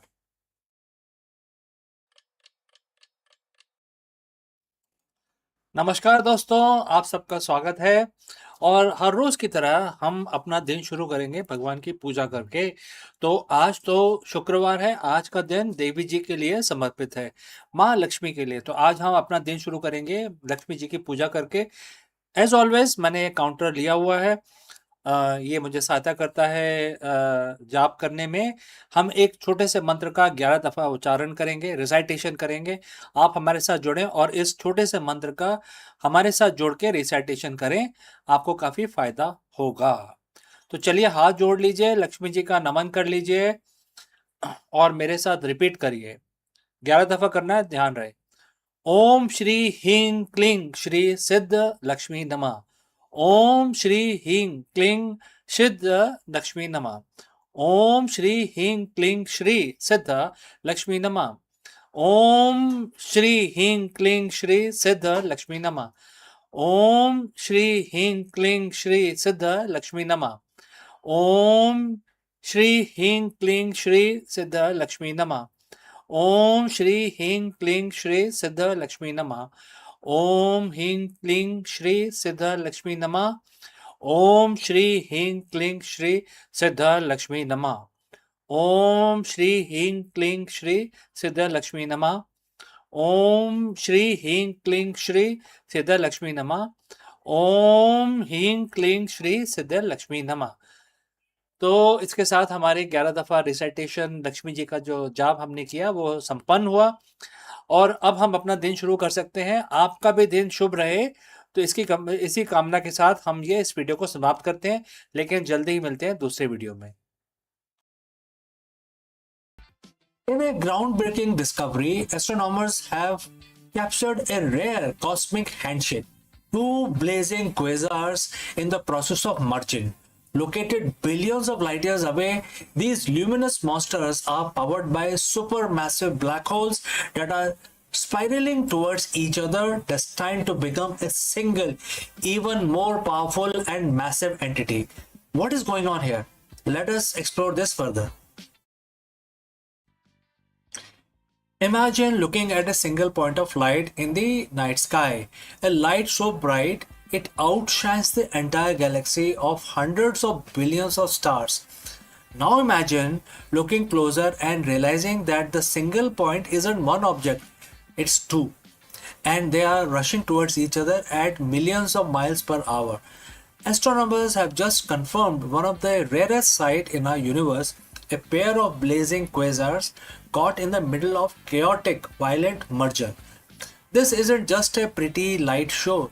It is a snapshot of the early universe, a time when the galaxies were still young and messy. Today we are going to peel back the layers of this discovery.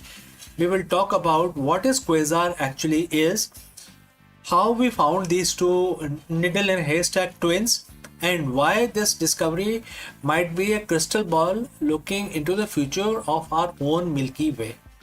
So friends, if you have reached this far, please inform us from which city you have tuned in and in which language you are watching this video. This will help us determine the reach of our channel. Alright, let's proceed further. Before we can understand the collision, we have to understand the titans involved here. The word quasar, which is in short for quasi-stellar radio source, to the early telescope of the 1960s, they looked like stars, but they behaved like monsters.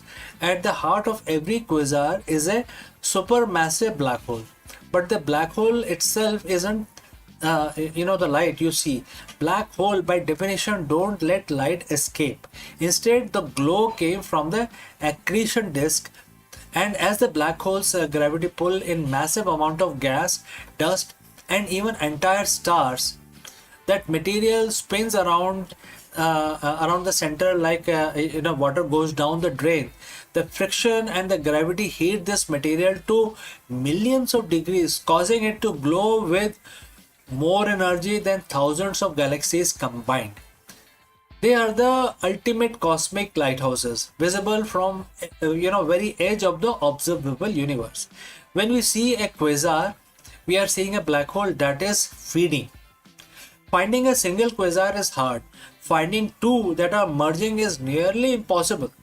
Why? Because they are so far away that they are usually appear as single blurry dot. But recently, a team of astronomers using the Gaia Space Observatory noticed something strange. Gaia is designed to track the positions of stars with incredible precision. While looking at the known quasars, they noticed a jiggle. The light wasn't moving in space, but its intensity was flickering back and forth between 2 points, like a railroad crossing signal seen from a distance. To confirm their suspicions, they called in the big guns, the Hubble Space Telescope and the Gemini North Telescope in Hawaii. Hubble's sharp eyes revealed that this wasn't just a trick of light or gravitational lensing, where a closer galaxy acts as a magnifying glass. No, these were two distinct massive galaxies, each with its own feeding black holes at the center, physically bound by gravity. They are currently separated by only about 10,000 light years, which in cosmic terms is like two people standing on opposite sides of the living room. This specific pair of quasars is special because of when we are seeing them, because the light takes time to travel. Looking deep into space is like looking back in time. We are seeing these quasars as they were just 900 million years after the Big Bang. This puts them squarely in the epoch of reionization. This was the cosmic dawn, the era when the very first stars and galaxies were turning on and clearly moving away from the cold, dark hydrogen fog that filled the early universe. Seeing two quasars merging this early tells us that supermassive black holes didn't just grow slowly over billions of years, they grew through violence. They grew by eating each other. This discovery helps scientists refine their simulations of how the universe evolved from a hot soup of particles into a structured web of galaxies that we see today. You might be wondering, that's 12 billion years ago. Why does it matter to us now? Well, the Great Cosmic Collision is a preview of our own destiny. Right now, our galaxy, the Milky Way, is on a collision course with our neighbor, the Andromeda Galaxy. In about 4 to 5 billion years, our two galaxies will begin the same dance these quasars are doing right now. Our own central black hole Sagittarius A star, which is currently quiet and not feeding, might wake up during the merger. And as from gas from the Andromeda gets shoved into our galactical center, our black hole could ignite, turning a Milky Way into a blazing quasar for an distant alien astronomers to see. The two quasars we're talking about today have likely already finished their merger. In the now of the universe, they are probably one single gargantuan elliptical galaxy with one massive black hole at its core. We are just not catching the echoes of their ancient battle. It reminds us that the universe is not static place. It's a dynamic, evolving, and often violent masterpiece. Every time we find a pair like this, we add another piece to the puzzle of where we came from, where the cosmos is going, etc. So friends, thanks for joining in on this journey across space and time. If you want to keep exploring the wonders of the universe, make sure to hit the subscribe button. Until next time, please keep looking up. Before I part ways, a word from our affiliate partner. Stop settling for a good enough video. If your built-in laptop camera looks like a grainy mess, it is time for an upgrade. Want to instantly level up your video presence? I like to present the Lenovo Performance FHD webcam. This is a game changer for your desktop setup. Technically, this is packed. It has a very sensitive RGB sensor, very crisp photographs it takes. Also comes with two microphones on board, which helps you to record very clear voice in stereophonic format. And these microphones are very sensitive. You can actually move away from the camera up to 2 meters and these microphones will pick up your voice without any problem. This is a very strong piece. This is very sturdy. Comes with tripod ready. Comes with a very long leash, so it gives you a lot of flexibility to place the webcam wherever you want to keep in your studio. And also it has a swivel base, which is also very handy. So if you want to basically level up your game and you want to pick up this camera at a discount, please click on the link here or scan the QR code. Now let's get back to our video.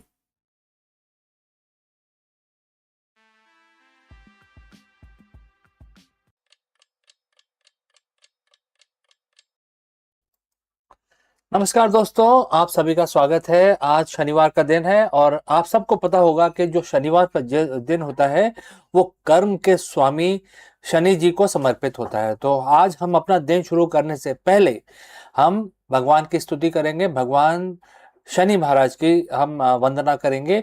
और आप जैसे जानते हैं कि एक छोटा सा मंत्र हम पढ़ेंगे, इसको 11 दफ़ा करेंगे और 11 दफ़ा करने के लिए आप हमारे साथ जुड़ें और हम इस काउंटर का इस्तेमाल करते हैं हमेशा की तरह।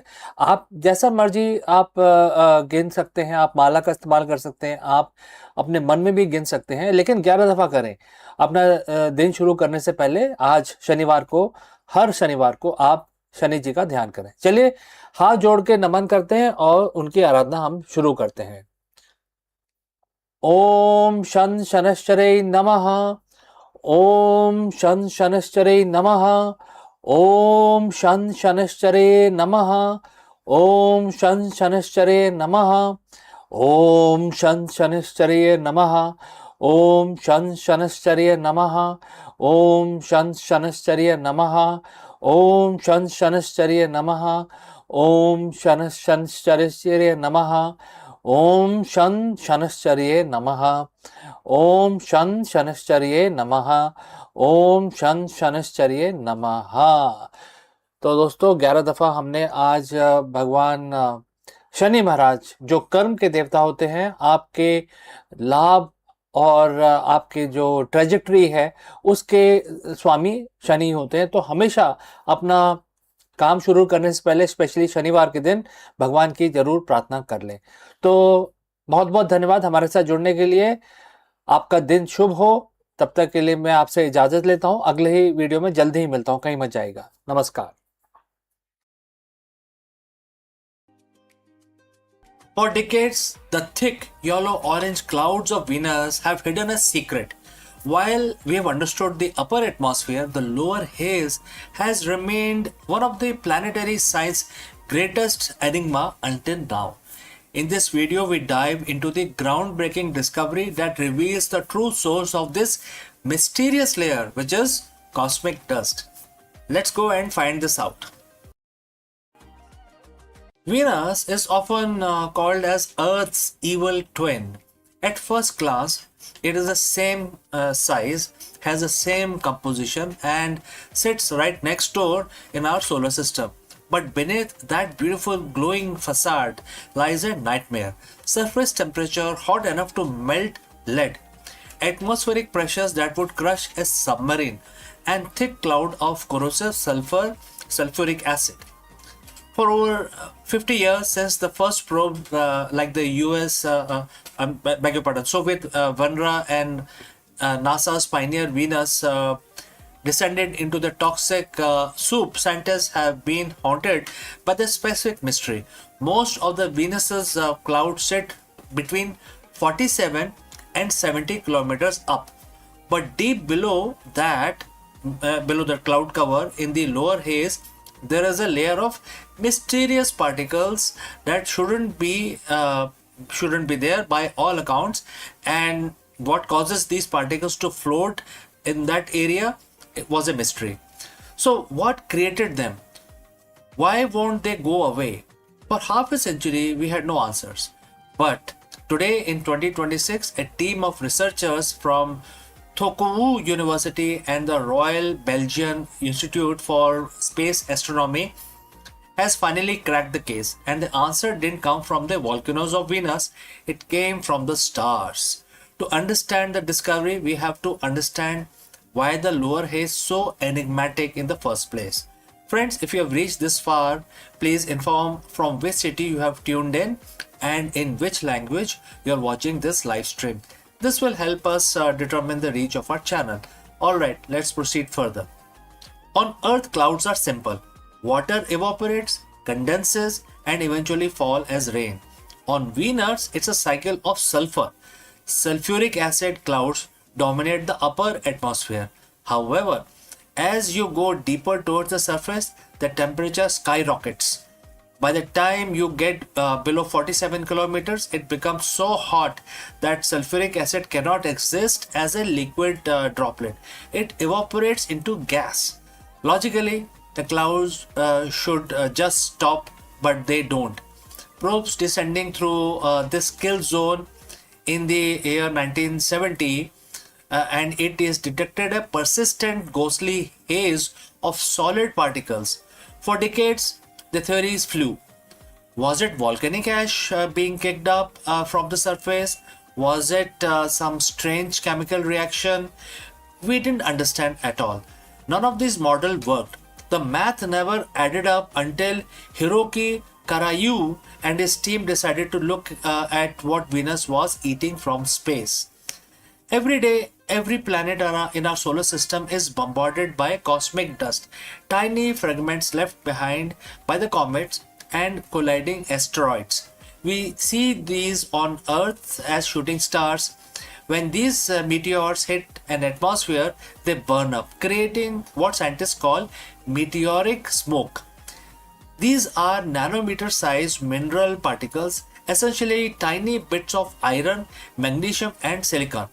The research team used a state-of-the-art microphysical model to trace the life cycle of these particles as they enter the Venusian atmosphere. Here is the aha moment. As this cosmic dust drifts down from top of the atmosphere, it enters the sulfuric acid cloud deck. Instead of just passing through these tiny mineral bits as nuclei, essentially the seeds that sulfuric acid droplets grow around, but then the particles keep falling. They reach that 47-kilometer mark where the heat becomes unbearable. The sulfuric acid shell evaporates away, but the solid mineral core, which is the cosmic dust, remains. This is where the mystery is truly solved. When the acid evaporates, it leaves behind these naked mineral cores. Because the atmosphere at this depth is so dense, these tiny particles start bumping into each other at very high rate. They don't just bounce off, they kick, they stick also. Sometimes they kick, move away and collide with other particles. This process is called the coagulation. These tiny grains of stardust clumps together to form larger, more complex particles. This is exactly what the Pioneer Venus probe saw decades ago, the haze of solid, non volatile particles that survived the heat. The team simulation didn't just suggest this could happen. The result matched the decade old data from Venera and the Pioneer probes with startling accuracy. After 50 years, the ghost of Venus has a name. It is the processed remains of billions of shooting stars. So, why does this matter beyond just solving an old puzzle? Because this dust isn't just a passive visitor, it is actively terraforming, or rather, Venus forming the planet's climate. The researchers found that these cosmic seeds increase Venus' total cloud production by 20 to 30%. Without this rain of space dust, Venus might have thinner clouds, which would fundamentally change how much solar energy the planet reflects and how much heat it traps. Furthermore, these dust particles contains metallic elements like iron. This could finally explain the unknown UV absorber, the mysterious substance in Venus's cloud that sucks up ultraviolet light and has baffled astronomers for nearly a century. If the clouds are salted with iron from space, that explains the UV absorption perfectly.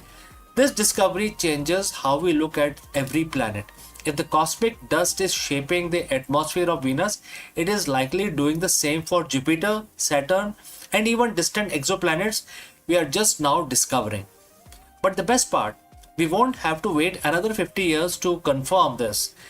In late 2020s, NASA Da Vinci mission will plunge through Venusian's atmosphere with most advanced sensors ever built. It will taste the air, measure the dust, and hopefully gives us high definition look at the cosmic haze we finally have understood now. The morning star still has many secrets, but thanks to a little bit of stardust and some brilliant modeling, one of its oldest mystery is finally put to rest. So, friends, we have come to the end, and I see Megha Sharma joining us from LinkedIn, and she is joining us from Delhi. So, Megha Sharma, great, you have informed us about your city. So, friend, we have come to the end of our live stream today. Before I leave, a word about our affiliate partner. Stop settling for a good enough video. If your built-in laptop camera looks like a grainy mess, it is time for an upgrade. Want to instantly level up your video presence?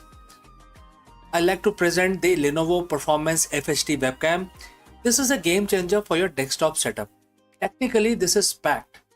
It has a very sensitive RGB sensor, very crisp photographs it takes. Also comes with two microphones on board, which helps you to record very clear voice in stereophonic format. And these microphones are very sensitive. You can actually move away from the camera up to 2 meters, and these microphones will pick up your voice without any problem. This is a very strong piece. This is very sturdy. Comes with tripod ready. Comes with a very long leash, so it gives you a lot of flexibility to place the webcam wherever you want to keep in your studio. And also it has a swivel base, which is also very handy.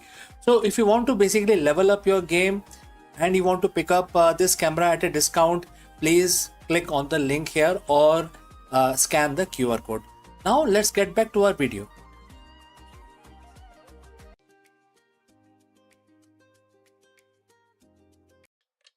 In the vast silence of desert, where the survival seems almost impossible, scientists have uncovered a hidden alliance that rewrites our understanding of endurance. Ancient desert moss, long admired for its ability to cling to the life on a barren soil, has now been found to harbor fungi inside its very cells. This is not a surface level partnership, but a deep cellular embrace possibility of one of the Earth's oldest symbiotic relationship. It is a discovery that stretches back to the dawn of terrestrial life, suggesting that resilience in hostile environment was never a solitary achievement. Moss brought photosynthesis and shelter, and fungi brought biochemical tools to withstand drought and scarcity. Together, they forged a blueprint for survival in extremes, a design that may have been shaped ecosystem across time and that could inspire strategies for life in the harsh world of tomorrow. So let's find out more about this. So in the parched silence of deserts, where the survival is daily negotiation with the heat and scarcity, scientists have uncovered a story written in the smallest of the living thread. Desert moss, a humble pioneer of a barren landscape, has been found to harbor fungi inside its very cells. This is not a casual association, but a deep, intimate partnership, possibly one of the Earth's oldest symbiotic relationships. It is a revelation that stretches our imagination back hundreds of millions of years to a time when a life was still learning how to endure the hardest of the environment. Mosses are among the earliest land plant, and their lineage traces back to the dawn of terrestrial colonizations. They thrive where a few others can, on rocks and in desert and frozen tundra. So their resilience has long been admired. But the discovery of fungi nested within their cells added a new dimension to their survival story. Fungi, with its extraordinary ability to break down the minerals, recycle nutrients, and tolerate extreme, may have been the silent partners in its journey all along. Together, moss and fungi form a living alliances which compensating for the others' vulnerabilities. The moss provides shelter, photosynthesis, and energy. The fungus offer biochemical tools to withstand drought, heat, and nutrient, and definitely scarcity in the harsh environment. So their partnership is not merely biological, or it is not even a curiosity, which is often we all feel and we want to go beyond it. It is an evolutionary strategy. Symbiosis has always been a cornerstone of life's success. So from the mitochondria in our cell, one free living bacteria, the lichens that paint rock with the color cooperation has repeatedly proven more powerful than competition. The moss fungi bond may represent one of the earliest experiment in its principle, a prototype for survival in a hostile world. It suggests that the adaptation to the desert and the other extreme habitats was not achieved alone but through alliances forged in the microscopic intimacy. So, friends, if you have reached this far, please inform us from which city you have tuned in. This will help us to determine the reach of our channel. Now, let's continue with our discussion. The implication ripple outward.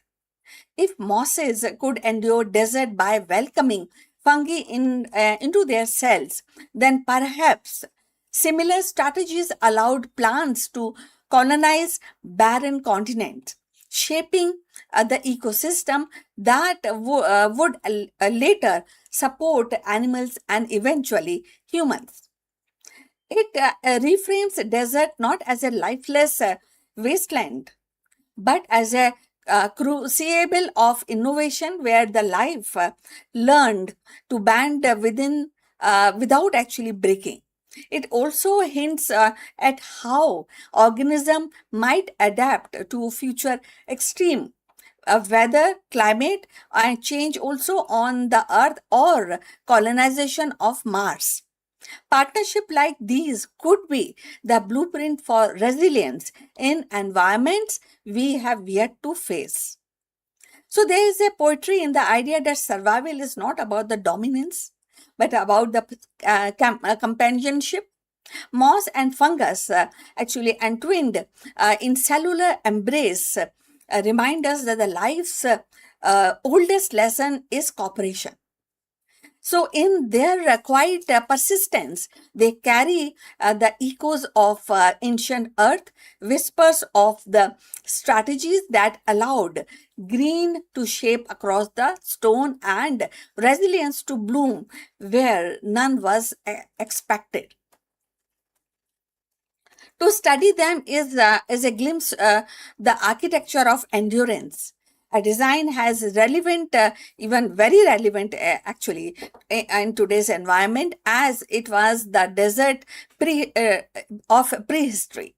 So, in the story of desert moss and its hidden fungal partnership, the ending is not a conclusion but a reminder of life's oldest wisdom.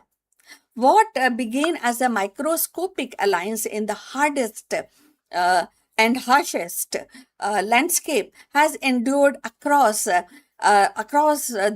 echoes and teaching us that the survival is actually really solitary.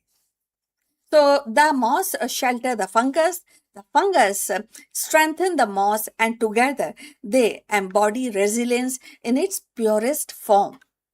So, this discovery is more than a scientific curiosity.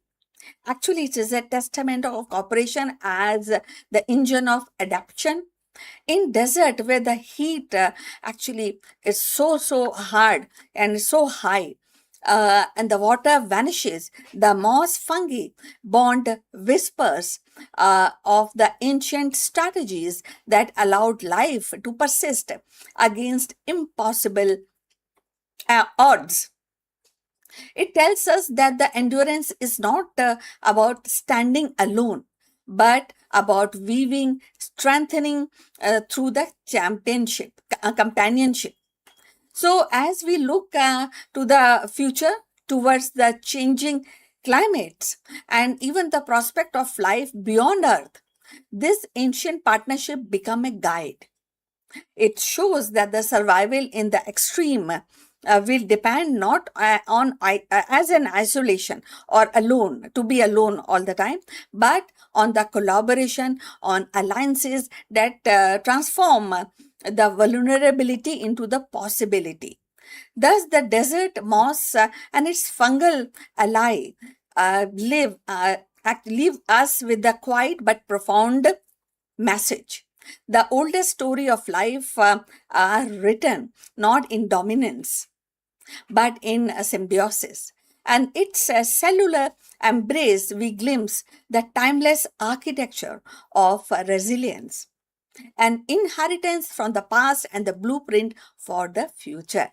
So, we have come at the end of this discussion about this interesting topic of moss and fungi alliance. So please like and subscribe our channel, and we definitely look forward for your comments on this topic. See you very soon on more good topics, interesting topics for you. See you. Bye-bye. Well, $60 billion, that's more than the entire valuation of many Fortune 500 companies, right? It's twice what NASA gets in a year, and it is the price tag of a single option. Elon Musk just secured, for SpaceX. Yesterday, the world of aerospace and AI collided. SpaceX officially announced a strategic partnership with Cursor, the AI coding startup that has taken the developer world by storm. But this isn't just a partnership. SpaceX now holds the exclusive right to buy Cursor for 60 billion by the end of 2026. Why would a rocket company, one that just merged with XAI and is targeting a 1.75 trillion IPO, drop that kind of cash on a code editor? Is it just about helping engineers write faster apps, or is this the missing link that finally makes the city on Mars a reality? Today we are deconstructing the SpaceX Cursor deal, the colossal supercomputer, and why the road to the red planet is now paved with billions of lines of AI generated code. So friends, if you have reached this far, please inform us from which city you have tuned in and in which language you are watching this video. This will help us determine the reach of our channel. Alright, let's proceed with our analysis. If you aren't a developer, you might not realize how big Cursor has become. It's a fork of the VS Code, but it has been rebuilt from the ground up with AI at its core. It pioneered what enthusiasts call the vibe coding, the ability to describe a complex feature in plain English and watch the AI architect the entire file structure, logic, and test in seconds. And therefore, we need to consider this statistics. ARR, over 2 billion today, projected to hit 6 billion by year end. And what is the reach? Used by over 50% of the Fortune 500 company. And what is the most important thing? It is not just a chatbot. It is a tool that understands your entire code base. SpaceX isn't just buying a tool. They are buying the distribution channel to the world's best engineers. But there is a catch. SpaceX has two choices: pay 10 billion for a joint development partnership or pay $60 billion for the whole thing. It's a try before you buy deal at a galactical scale. To understand why this matters, we have to look at the hardware. Back in the February 2026, SpaceX merged with XAI. In that merger, SpaceX inherited Colossus, the world's most powerful AI training cluster running on roughly 1 million NVIDIA H100 equivalents.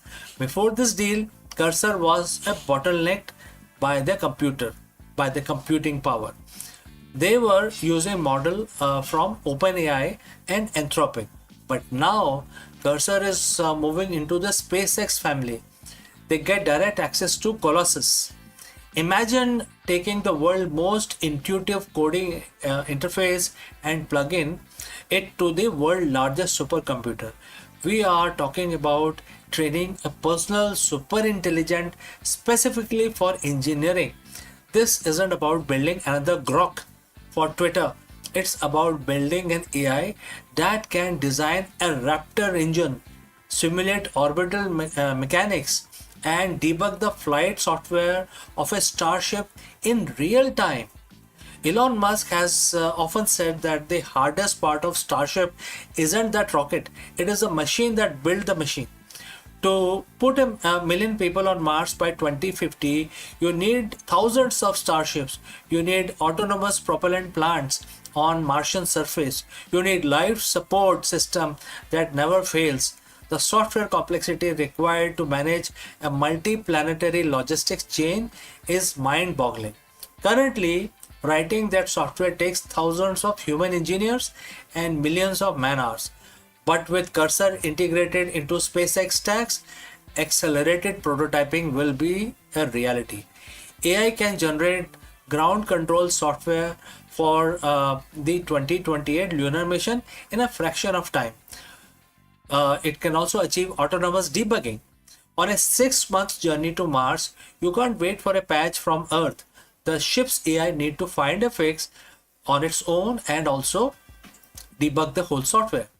Next, it is going to create a stairway to Mars. This acquisition suggests that SpaceX is pivoting from being a launch provider to vertical tech stack, their own internet, which is Starlink, their own AI, which is XAI. Now it could be Cursor also, and the transport, which is the Starship. Let's talk about money. This deal comes just as SpaceX prepare for its rumored 2026 IPO. Analysts are targeting a listing valuation of 1.75 trillion. By securing Cursor, SpaceX is signaling to Wall Street that they aren't just a transportation company; they are deep tech, combination of various companies. If they can prove that their AI integrated engineering can cut the cost of reaching Mars by 90%, a 60 billion acquisition start to look like a bargain. However, not everyone is convinced. Critics point to the anthropic shock earlier this year that wiped billions of IT giants. They ask if this a visionary move or is it another overvaluation in a red hot AI market. Whether SpaceX Cursor buys the Cursor for $60 billion or stay in a $10 billion partnership, one thing is clear: the future of space exploration is no longer just about fuel and physics, it's about intelligence. If Starship is the body that takes us to stars, the AI acquisition is the brain. We are watching the birth of the company that controls the physical and the digital infrastructure of the next century. So, friends, what do you think? Is $60 billion fair price for the key to the red planet, or is the AI bubble reaching escape velocity? Let me know in the comments below. And don't forget to like and subscribe for more deep dives into technology shaping our future. I'm CK and I will see you again in the next one. Before I go, I like to say a few words about our affiliate partner. Stop settling for a good enough video. If your built-in laptop camera looks like a grainy mess, it is time for an upgrade. Want to instantly level up your video presence? I like to present the Lenovo Performance FHD webcam. This is a game changer for your desktop setup. Technically, this is packed. It has a very sensitive RGB sensor, very crisp photographs it takes. Also comes with two microphones on board, which helps you to record very clear voice in stereophonic format. And these microphones are very sensitive. You can actually move away from the camera up to 2 meters and these microphones will pick up your voice without any problem. This is a very strong piece. This is very sturdy. Comes with tripod ready. Comes with a very long leash, so it gives you a lot of flexibility to place the webcam wherever you want to keep in your studio. And also it has a swivel base, which is also very handy. So if you want to basically level up your game and you want to pick up this camera at a discount, please click on the link here or scan the QR code. Now let's get back to our video.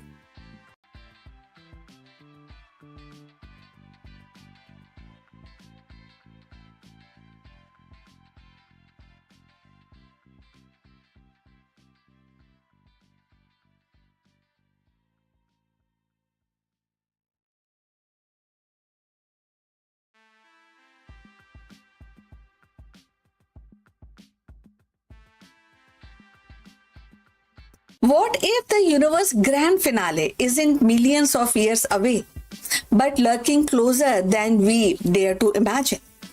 Quantum physics, with its razor sharp recalculation, is rewriting the cosmic script, hinting that the end of the everything may arise sooner than our star lit dreams allow.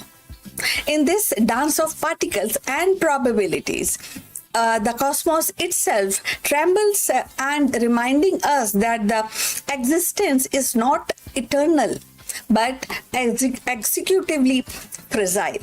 So let's find out more about this.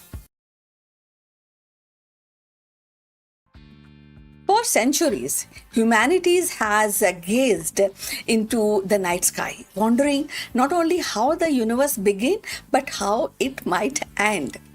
Now, theories have ranged from eternal expansion to a cyclic rebirth, and each shaped by mathematics of cosmology and the evolving lens of physics. Now, recent recalculation in quantum physics have unsettled this cosmic narrative, suggesting that the universe is ultimate fate may arrive far sooner than once imagined. Now, at the heart of this revelation lies the delicate interplay between quantum mechanics and cosmology. Traditional model relied heavily on Einstein's general relativity, which described the large-scale structure of space-time time and moving forward. Yet that this theory also says that relatively alone cannot account for the strange and probability behavior of particles at the smallest scale. The quantum physics, with its uncertainty in the principle and the wave function, has begun to rewrite the script by applying this quantum correction to cosmological equation. The researchers have found that the lifeline of universal decay, and whether through heat, death, vacuum collapse, or a big rip, may be dramatically shortened. Now, if you have reached this far, please inform us from which city you have tuned in and which language you are watching this video. This will help us to determine our reach of the channel. So, moving forward. So, one recalculation actually focus on quantum vacuum, the seeing energy field that underpin the reality. While once thought to be stable, new models suggest that it may harbor the instabilities that could trigger a catastrophic phase transition.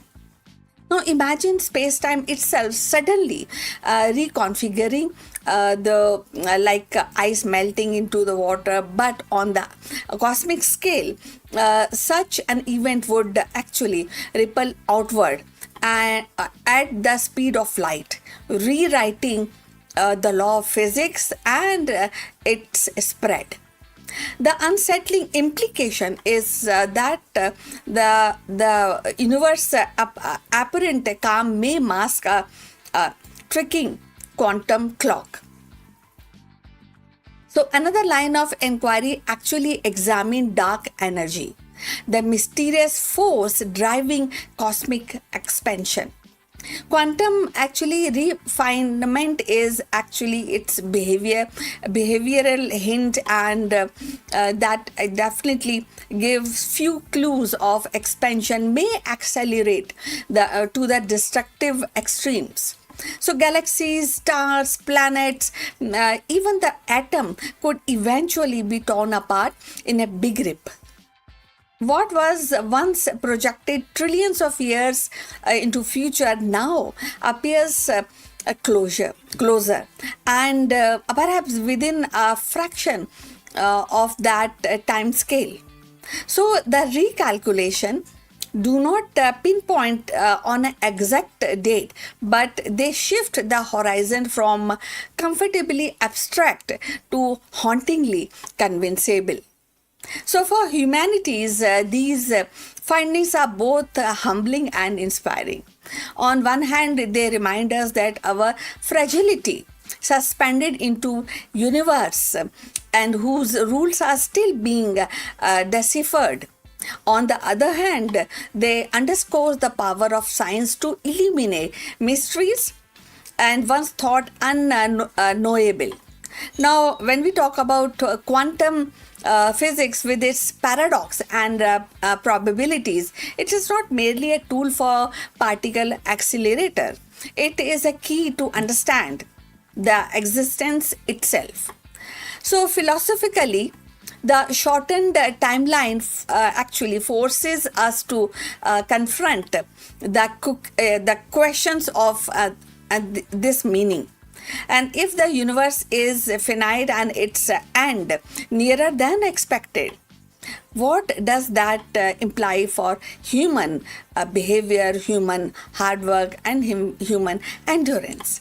Some argue that it heightens the urgency of exploration and compelling us to seek new worlds and new knowledge while the time remains.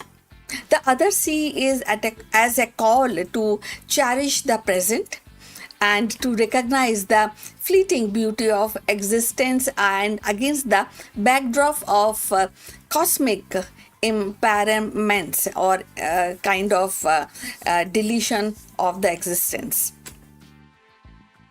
Now, in the end, the recalculation do not spell actually say, or it doesn't give a kind of an impression of doom. So much so, they also expand the perspectives in all the scenarios.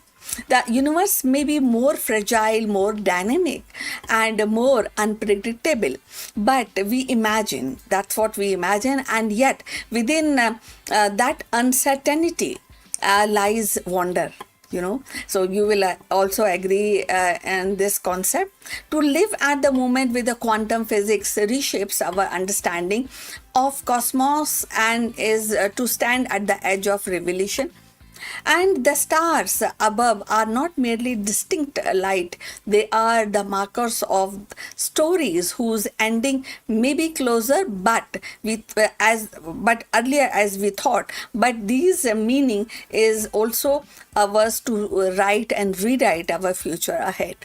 So the cosmos whisper of sobering truth, and the and may be actually distinct abstraction, but the horizon inches closer with each quantum click and each quantum tick which is happening. Yet within this fragile countdown lies a greatest gift, the chance to marvel, to discover, and to create meaning in the fleeting brilliance of existence.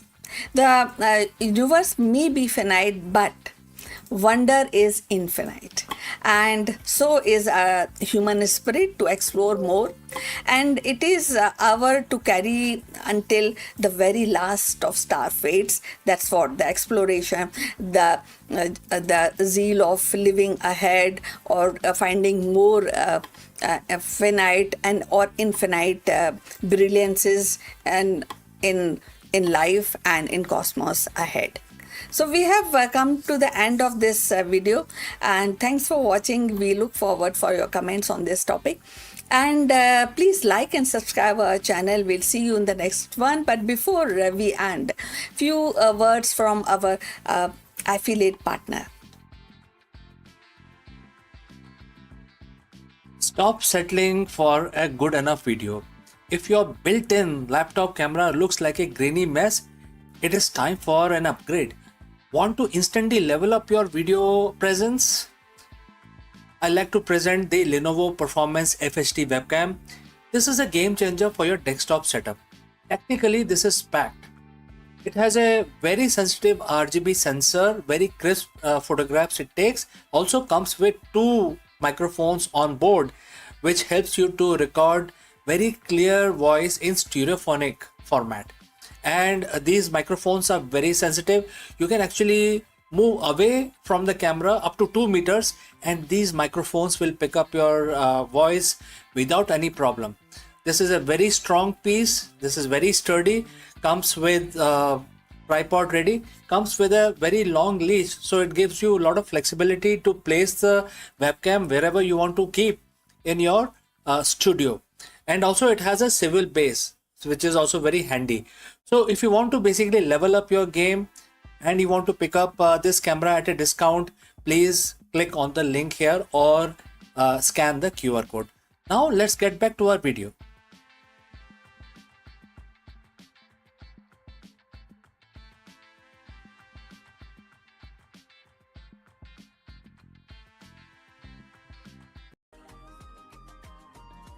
Hello friends. By now we know that the 21-hour marathon peace talk between US and Iran have officially collapsed. What does this mean for the global stability and your wallet as well as mine? Therefore, in this video, we break down the dramatic failure of the Islamabad Peace Summit, where Vice President JD Vance and the Iranian negotiators failed to reach a ceasefire after nearly 21 hours of high stake diplomacy. Following the expiration of the temporary 2 week ceasefire, the Middle East is now bracing for the return to active hostility and a massive economic ripple effect. Let us discuss this further. It's being called the most consequential 21 hours in the modern diplomacy. In a high stake hotel room in Islamabad, Pakistan, the world held its breath as the Vice President JD Vance and the Iranian negotiators sat face to face for the first time in decades. What was the goal? The goal was very set: to stop a war that has already crippled global trade and brought the Middle East to its knees.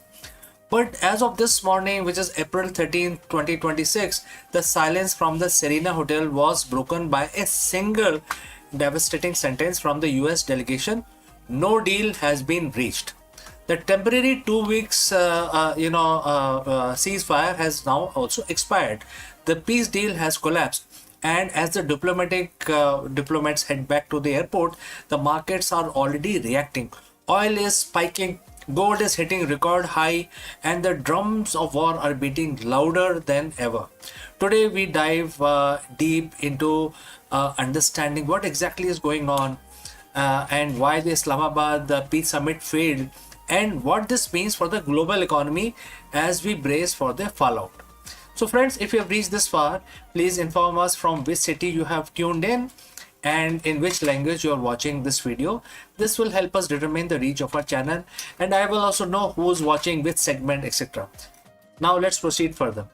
To understand why this failed, we have to look at the clock.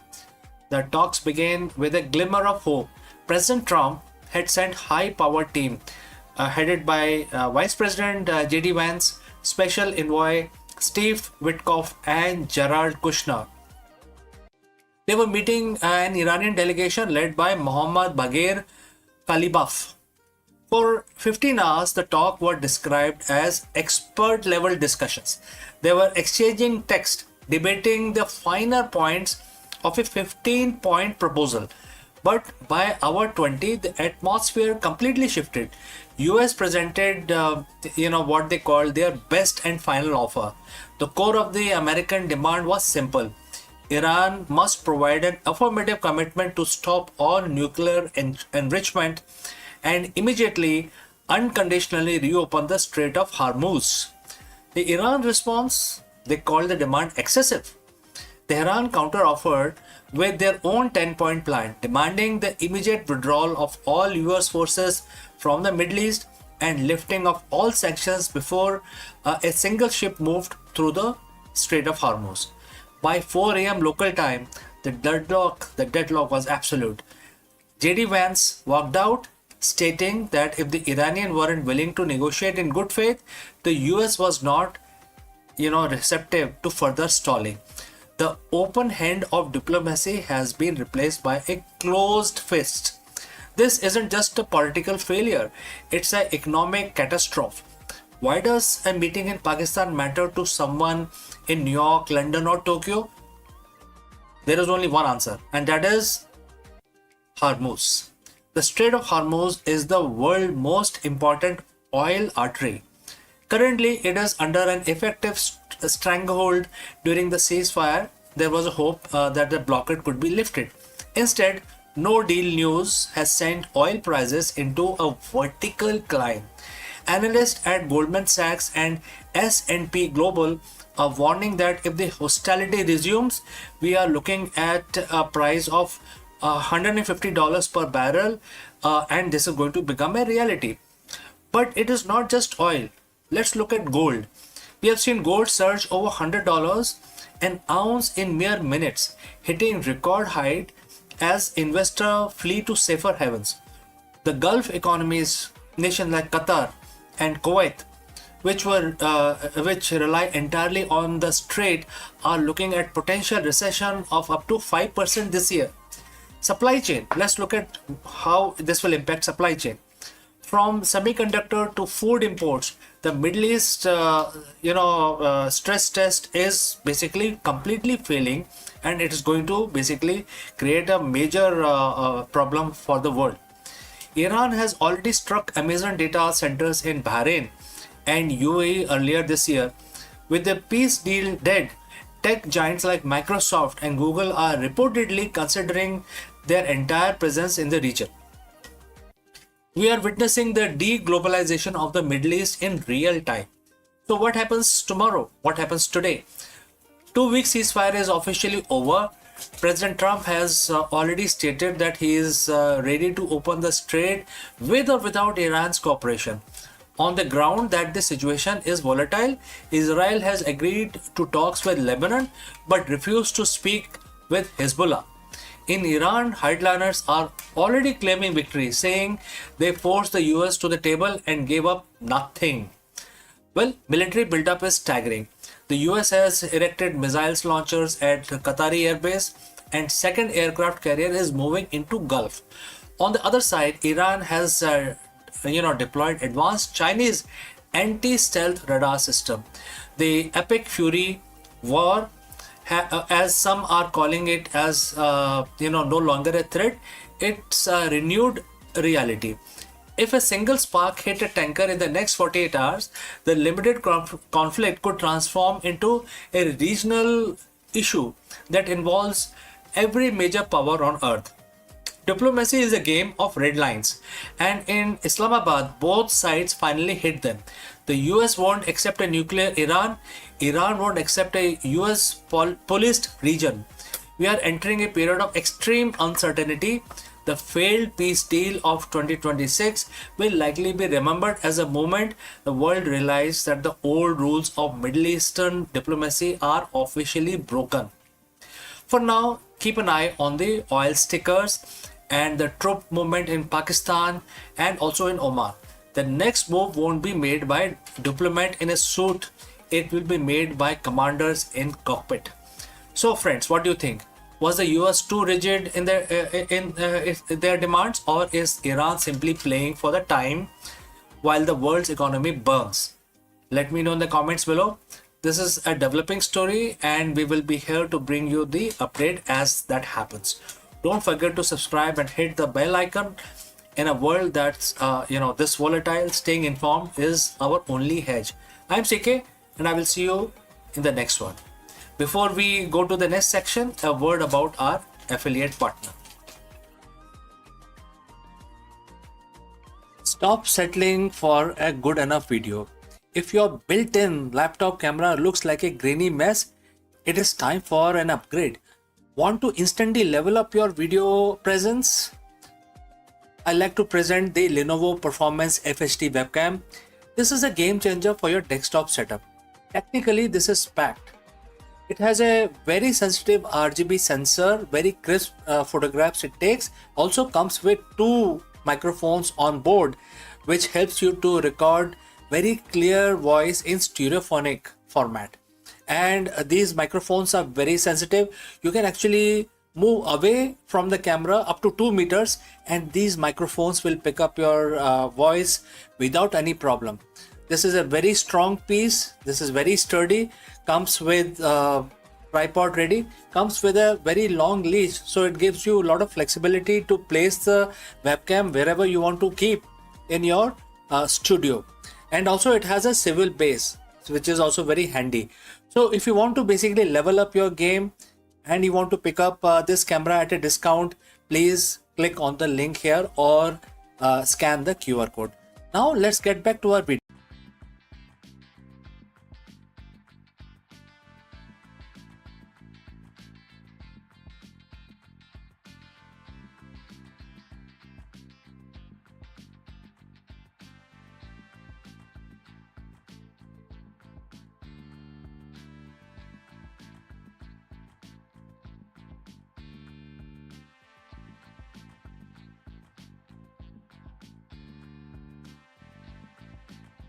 On a planet where silence resigned and the dust storm sculpted the horizon, a robotic explorer has uncovered whispers of possibilities. NASA's Curiosity rover has detected 7 distinct organic molecules, the richest chemical treasure yet found on Mars.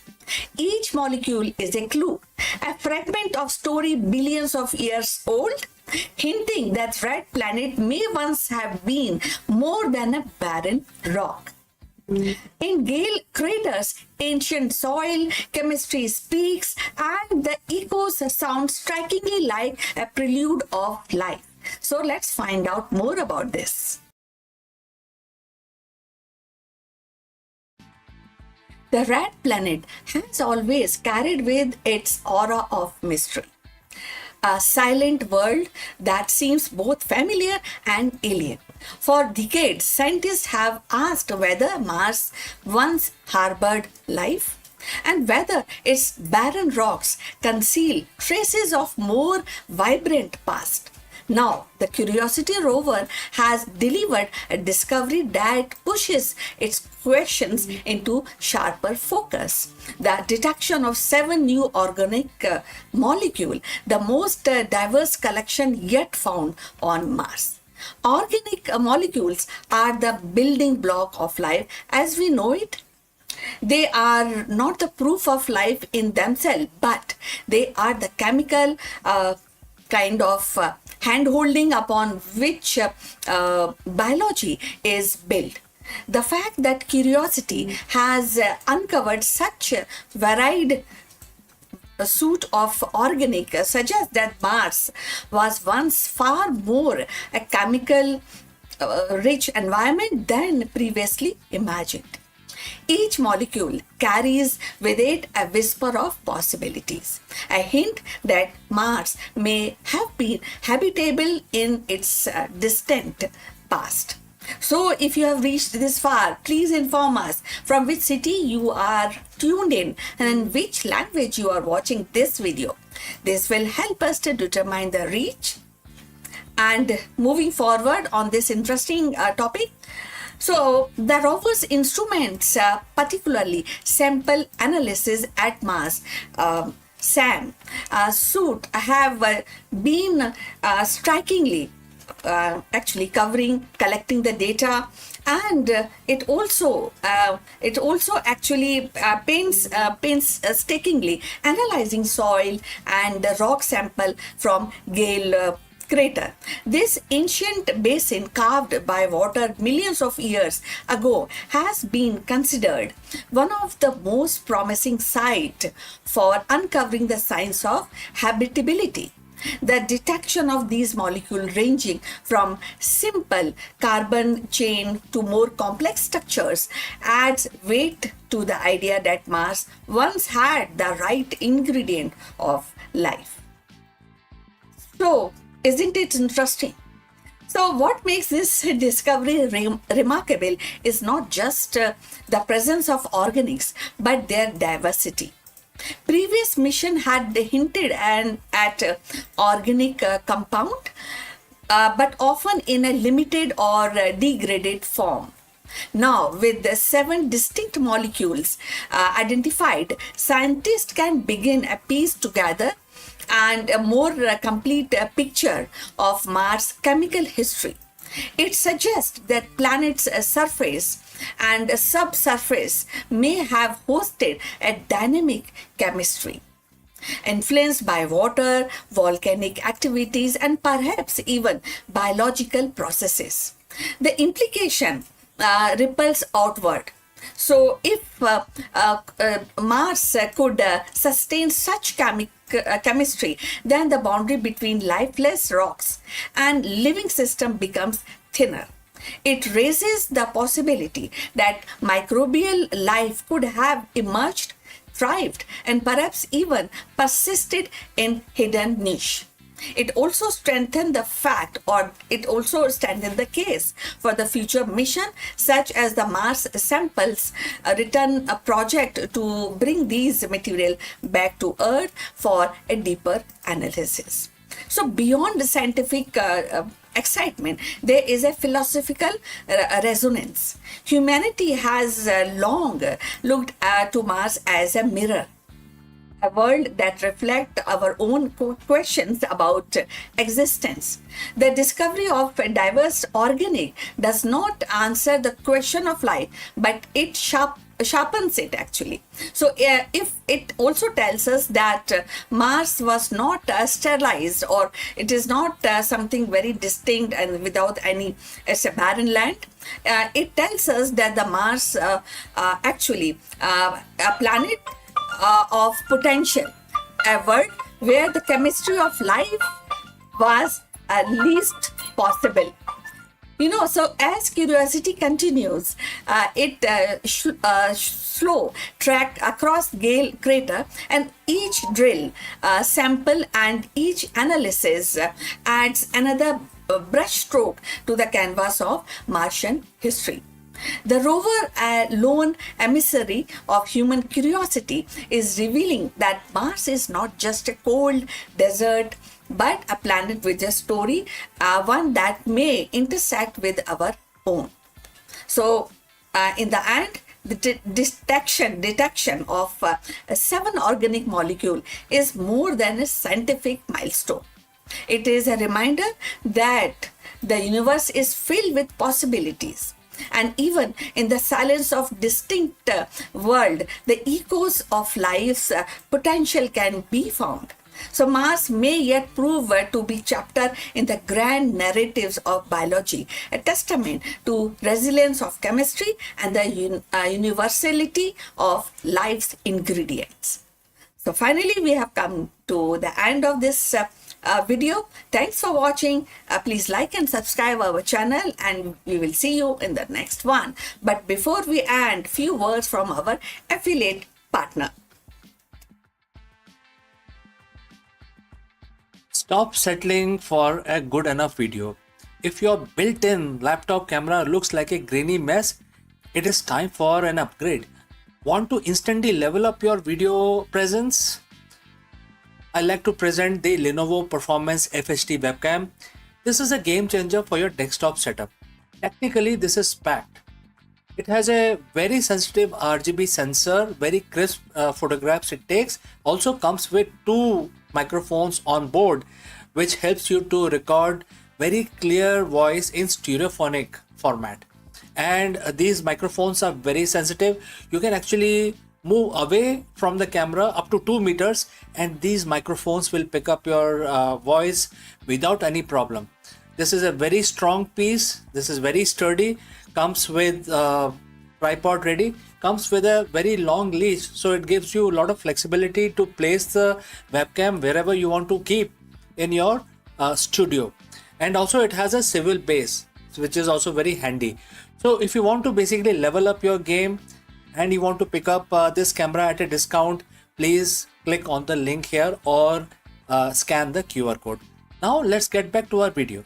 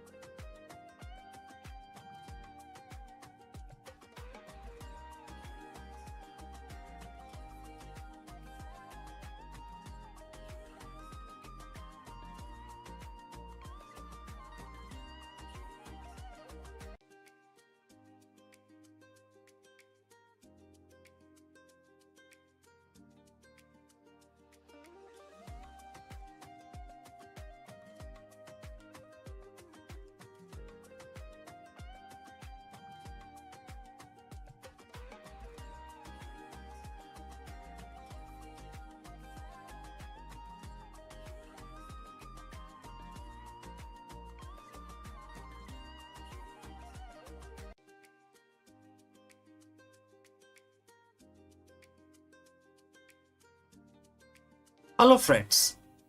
Can ancient wisdom solve the modern leadership crisis? In this executive training session, we dive deep into the Bhagavad Gita to explore the concept of transcendent leadership. The true leadership excellence isn't just about strategy, it's about being. Learn how to cultivate the vision of equality, a state of equanimity where decisions are made free from personal bias, ego, and favoritism. By mastering the divine impartiality, C suite leaders can conquer the cycle of reactive management and establish a culture of trust, innovation, and sustainable success. Let us explore this further. In the modern C suite, we are taught to be decisive, we are taught to be analytical, but how often are we taught to be equal? Every day, you face a storm of preferences, you have favorite projects, difficult stakeholders, and team members who either mirror your energy or drain it. This is the cycle of the corporate life. The constant swing between liking and disliking, winning and losing. But what if there are a third way? A way to lead from place so stable that the market volatility cannot shake your inner clarity. 7,000 years ago, Bhagavad Gita identified this state in chapter 5, verse 19, and it says, quote starts, even here in this world, they have conquered creation. Those whose minds are established in equality, since the eternal is defect free and equal, they are established in the eternal. Quote close. Today we call this transcendent leadership. Now, friends, if you have reached this far, please inform us from which city you have tuned in and in which language you are watching this video. This will help us determine the reach of our channel, and also I will know who is watching and who is not.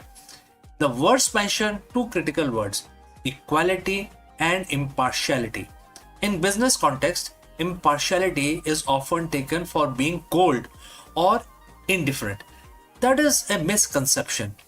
Divine impartiality is not about caring less, it's about seeing more. Most leaders see through a lens of utility. They ask, how is this person useful to me right now? This creates a fragmented organization built on transactional relationship. The transcendent leader, however, sees the eternal in everyone. They recognize that every employee, from the intern to the CFO, is a manifestation of the same underlying potential. When you lead with this vision, you stop reacting to people's personality and start responding to their potential. By being defect free like the eternal, you remove the defects of leadership and also remove biases, nepotism, and ego driven anger. You become the steady point in a turning world. The words claim these leaders have conquered creation. In the boardroom, creation is the project, the product launch, or the quarterly earnings. We usually live in a cycle of various things, starting with attachments, whether this project succeed or if not, then I will not feel successful, right? Next is fear. What if we fail? Third is reaction, micromanagement, or blame somebody else. So transcendental leadership breaks the cycle. When your mind is established in equality, you realize that your worth is not tied to the birth of a success or the death of the failure. Think about most respected leaders that you know, right?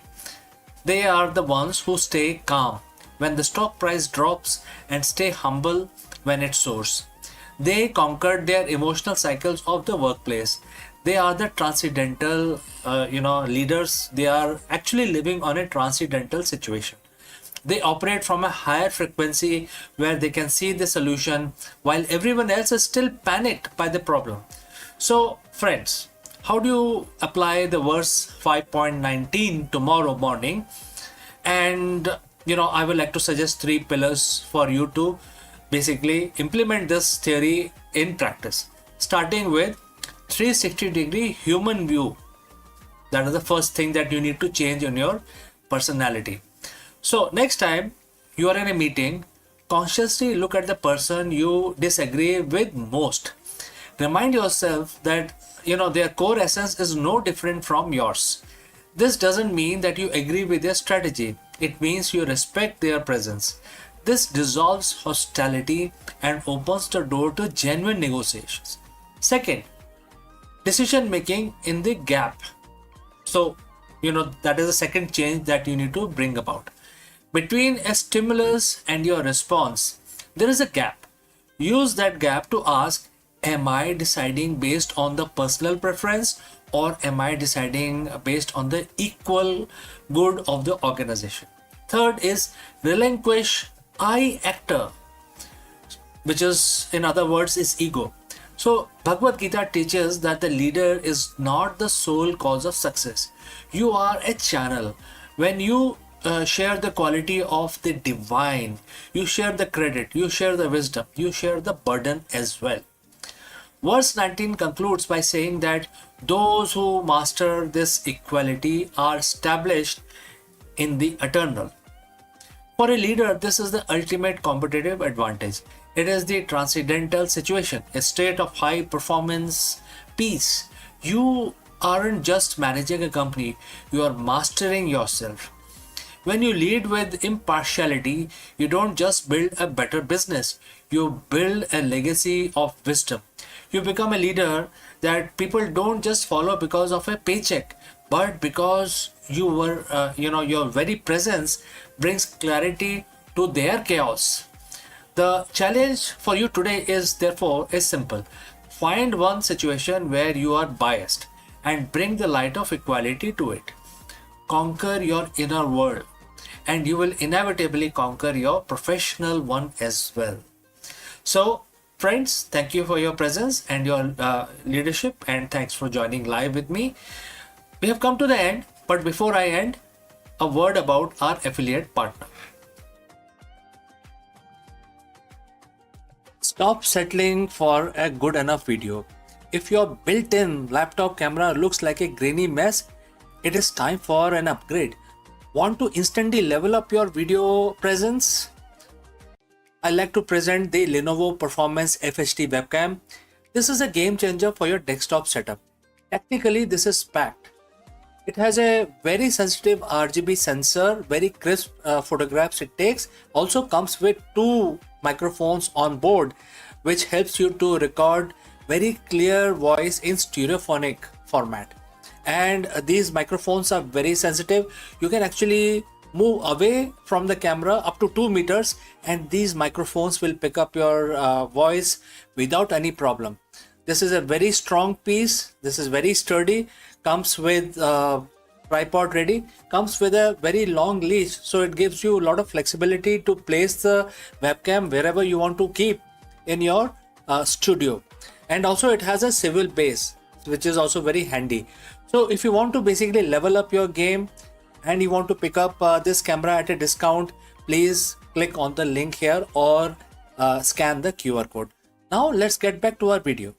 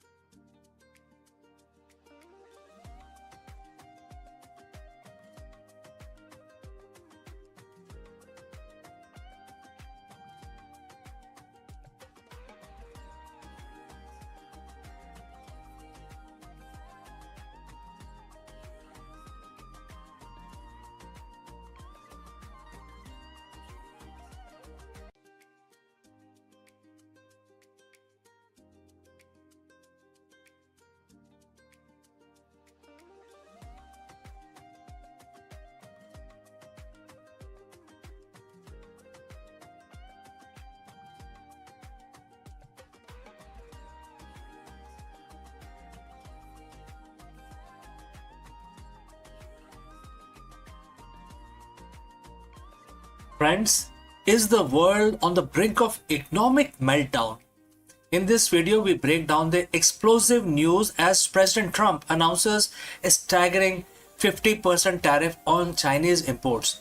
This massive escalation comes on the heel of the collapsed Islamabad Peace Summit, sending shockwaves through global market and intensifying the fear of all-out trade war once again. We dive deep into the geopolitical fallout, the failed negotiations in Pakistan, and what these new trade barriers mean for our wallet, the tech industry, and the future of international relations. Let's go. The diplomatic table has been flipped. What started as a high stake attempt at the global stabilization in Islamabad has ended in a spectacular public breakdown, and the response from White House, it's an economic earthquake. Now, President Trump has just officially announced a 50% tariff on nearly all Chinese imports. We aren't talking about a negotiating tactics or a minor adjustment anymore. This is the nuclear option of a trade policy. In the next 10 minutes, we are going to peel back the curtain on why the Islamabad Peace Summit failed so catastrophically, how these tariffs will ripple through your bank accounts, and why analysts are calling this the beginning of the most dangerous economic era since the Great Depression. So friends, buckle up. This trade war didn't just restart, it just went nuclear, it just went ballistic. So friends, if you have reached this far, please inform us from which city you have tuned in and in which language you are watching this video. This will help us determine the reach of our channel. Alright, let's continue our analysis. To understand the 50% hammer, we have to look at the wreckage of Islamabad Peace Summit. For weeks, the world watched Pakistan with bated breath. This was supposed to be a grand bargain, a moment where the US and Chinese finally found a middle ground on security, intellectual property, and regional influence. But the reports came out of the closed door session described a scene of total deadlock. Well, the sticking point is it wasn't just trade, it was the refusal to compromise on tech sovereignty and failed resolution of the maritime disputes as well. When the Chinese delegation walked out on the final day without a joint, when I say Chinese, it's basically the Iranian as well, because world knows that the Iran is completely backed by Chinese and Russian. Alright, so when they walked out on the final day without a joint statement, the peace summit became a press disaster. The Trump administrator and their philosophy has been, strength through leverage. Without a deal, the White House felt they had no choice but to maximize the pressure. The 50% tariff isn't just a tax, it's a direct retaliation of the perceived lack of cooperation in Islamabad. In economic terms, what we call is a decoupling accelerator. At 50%, it becomes mathematically impossible for many American companies to maintain their current supply chain in China. And if you're an American retailer, a 50% tax at the border wipe out an entire profit margin, and you're left only with two choices: pass the cost to the consumer, which is guys like you and me, or move your manufacturing elsewhere. Well, this is time consuming, it will take years. From semiconductors to the shoes on your feet, every single line item is about to get a Trump surcharge. This is a bold gamble that US economy is strong enough to absorb the shock, while the Chinese manufacturing sector buckles under the weight of lost business. The reaction from Wall Street has been instantaneous. We saw the Dow and the Nasdaq took triple-digit dives within minutes of the announcement. But the real chaos is happening in the shipping lanes. The logistics experts are warning of supply chain gridlock. Importers are scrambling to the front door shipment before the tariffs officially takes effect, leading to a massive bottleneck at the various coast, especially American coast. And we already know that the Strait of Hormuz is also blocked. And then there is a retaliation factor. China has already signaled that they won't take this lying down. In fact, yesterday their foreign ministry said that please stop interfering in our affairs. So we are looking at a potential export ban on rare earth mineral, the stuff needed to make electrical car batteries and smartphones. And if the US tax Chinese goods, then China cut off the raw material to make those goods elsewhere. We aren't just looking at the higher prices, we are looking at the scarcity. So is there anyone winning here? So in the short term, domestic manufacturers in the US might see a surge in demand as the foreign competition becomes too expensive. Countries like Vietnam, Mexico and India are also positioning themselves to catch the overflow as companies flee the Chinese market. But for the average consumer, the winner column is looking pretty thin. Economists warn that this could be a reignite of the inflation, just as we thought we had it under control. If $1,000 iPhone suddenly costs $1,400 because of the trade levy, the consumer spending, the engine of the American economy, could stall. So let's discuss pros and cons. What are the pros? Reshoring of the jobs, increased leverage in future deals, reduced dependency on rival. And what are the cons? Higher inflation, stock market volatility, and strained relation with allies who are caught up in different crossfires across the world. So where do we go from here? The 50% tariff is more than just a policy. It's a line in the sand. It signals that the era of globalism at any cost is officially over. We are moving into a bipolar world where you are either in the Western trade bloc or you are not, or you're out basically. The big question remains, will China blink, or will this trade war escalate into a full-blown economic Cold War that lasts for generations? One thing is certain, the failure in Islamabad wasn't the end of the story. It was the prologue to a much more intense chapter in global history. So friends, I want to hear from you. Do you think 50% tariff is the right move to protect the American interest? Or is it the risk of a global recession too high? Drop your thoughts in the comments, and after receiving your comments, I will basically start making more analysis in future on the same subject. Don't forget to hit the subscribe button and the bell icon. We are going to be tracking this market reaction throughout the week and keep bringing the analysis to you. Thanks for watching. I am CK and I will catch you again in the next one. Before I leave this section, a word about our affiliate partner. Stop settling for a good enough video. If your built-in laptop camera looks like a grainy mess, it is time for an upgrade. Want to instantly level up your video presence? I like to present the Lenovo Performance FHD webcam. This is a game changer for your desktop setup. Technically, this is packed. It has a very sensitive RGB sensor, very crisp photographs it takes. Also comes with 2 microphones on board, which helps you to record very clear voice in stereophonic format. And these microphones are very sensitive. You can actually move away from the camera up to 2 meters and these microphones will pick up your voice without any problem. This is a very strong piece. This is very sturdy. Comes with tripod ready. Comes with a very long leash, so it gives you a lot of flexibility to place the webcam wherever you want to keep in your studio. And also it has a swivel base, which is also very handy. So if you want to basically level up your game and you want to pick up this camera at a discount, please click on the link here or scan the QR code. Now let's get back to our video.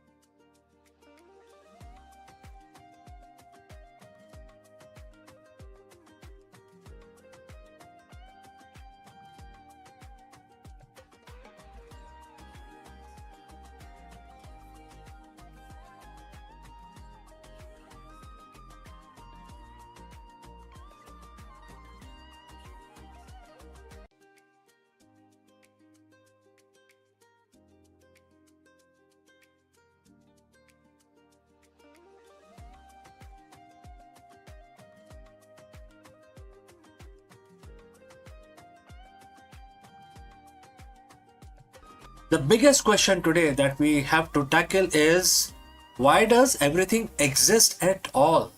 For decades, the physicists have been haunted by the antimatter mystery. The fact that the Big Bang should have produced equal amount of matter and antimatter, leading to total annihilation and an empty universe. But a groundbreaking theory suggests that answer lies in the exploding black holes. In this video, we dive deep into the world of primordial black holes, PBH, tiny high energy black holes formed seconds after the birth of the universe. Unlike their massive cousins, these tiny titans don't just sit there, they evaporate through Hawking radiation, eventually ending in violent explosions. We will explore how these cosmic firecrackers may have tipped the scale, creating the slight excess of matter that allowed stars, planets, and humans to form. Let us explore this further. Friends, what happens is that everything eventually fall into black hole. If you go very close to the black hole, you will see that the black hole will actually pull you in and then devour you, spedify you, and you know really bad thing happens to you. Your energy is sucked out and becomes part of the black hole. And so scientists used to wonder, what will happen to black hole. Are they eternal? And it turns out that the Stephen Hawking said no, they are not, because they are also radiating. And that radiation, very very minute radiation, very faint, is now what we call the Hawking radiation. Well, this video is not about Hawking radiation, but the important part is that even black hole, which are the biggest sucker of the universe, also radiate. And therefore, if they are radiating, that means their mass is going to reduce eventually, and then they will have to completely evaporate. However, black holes don't go out simply evaporate. When they come to the minimum size that they can have, there is a internal pressure, or the pressure of the vacuum, because of which, after crossing that threshold, I mean, they have the event horizon, but they also have a minimum size horizon. Once they cross that, they simply explode. They cannot, the inward pressure cannot hold, and it evaporates or explode instantaneously, and the energy is released back into the universe. And that is what may have caused the extra matter that we see, the energy released after exploding of the initial black holes. So now scientists have debated, and they have agreed upon that when the universe formed, there were trillions, gazillions of the primordial black holes formed. These are microscopic black holes, and they are very small as a proton, but they have a mass equal to a moon. So they have still very strong power. They can pull things towards them. They can devour everything, but they are quite small, very difficult to detect. And since they are small, that means their time came before our solar system took birth. When we started coming to the world, the primordial, I mean, that's the assumption again, the primordial black holes would have been long gone. So now going back to the mystery. The mystery is, when the universe formed, there should be equal amount of matter and antimatter. Matter is what we are made of, and antimatter is equally an opposite matter. And when these two guys touch each other or come close to each other, they completely annihilate into a pure energy. So now we know that there was equal amount of matter and antimatter was formed in the initial first day of the universe, and then after some time, the matter antimatter came close again and annihilated, and therefore there was a second bang. And we now know that the second bang really happened, and then it was still in the very early stages of the universe formation. However, if we take the if we consider the PBH, which is the primordial black hole, very very tiny small black holes, if they were also formed before the annihilation happened, that means that portion of the matter was not part of the second bang, right? That means the second bang happened, the matter and antimatter collided and exploded with releasing a lot of energy into the space. However, the PBH were out of this explosion, and they evaporated, releasing a lot of matter. And that is where the mystery of why we do not see antimatter in the space. Whatever we see today using our very advanced telescope, we don't see anything made of antimatter. We see everything made of electrons, protons, neutrons, atoms. All of this is matter, and we don't see. Although we can make antimatter in the laboratory, but it does not last because it's very difficult to hold the antimatter. It will mix with matter and annihilate in pure energy. Nothing is left. It's a matter antimatter explosion is the best explosion, best release of energy, because there are no byproducts out of that. Pure energy is released. So when we don't see antimatter in the universe naturally occurring, that gave rise to the mystery, and that is what we are discussing today. What happened to the antimatter and why we exist at all? I mean, when matter and antimatter were produced, and then the second bang happened, then from where this matter remained in the universe, of which we are all made of, all the stars in the heavens, all the planets, all the living beings are made of matter. So scientists are now saying that the PBH may be responsible, because PBH would have survived the second bang, and then later they evaporated, releasing the energy, which then condensed into matter. And there was no question of antimatter, that energy condensing into antimatter.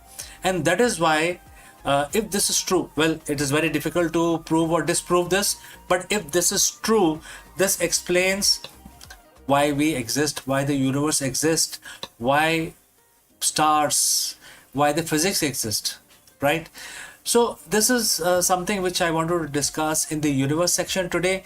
If you have any thoughts, any comments, please share those in the comment section below. Thanks for joining live, and I will catch you again in the next one.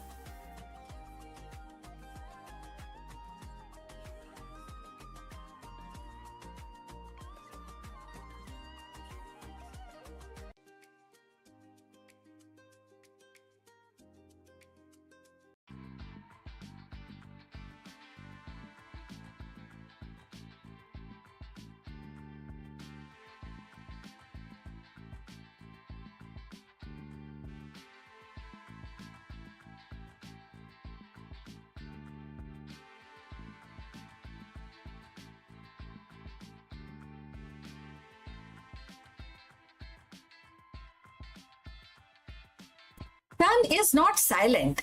It speaks in the burst of invisible thunder. For centuries, we have seen its flare and storm, but Parker's solar probe has now tuned our ears to a deeper frequency. Hidden within the blazing corona, magnetic switchbacks snaps like a cosmic whisper, unleashing radio waves that ripple across the solar system. And these bursts are more than a whisper of plasma. They are sun's coded signals, carrying secrets of its magnetic heart and warning of storm yet to come. In this revelation, Parker has transformed our star from blazing sphere into a storyteller. Its switchbacks composing a hidden symphony of light and sound. Let's find out more about this. The sun, our nearest star, has always been a restless giant. Its surface boiling with plasma, its atmosphere alive with storms.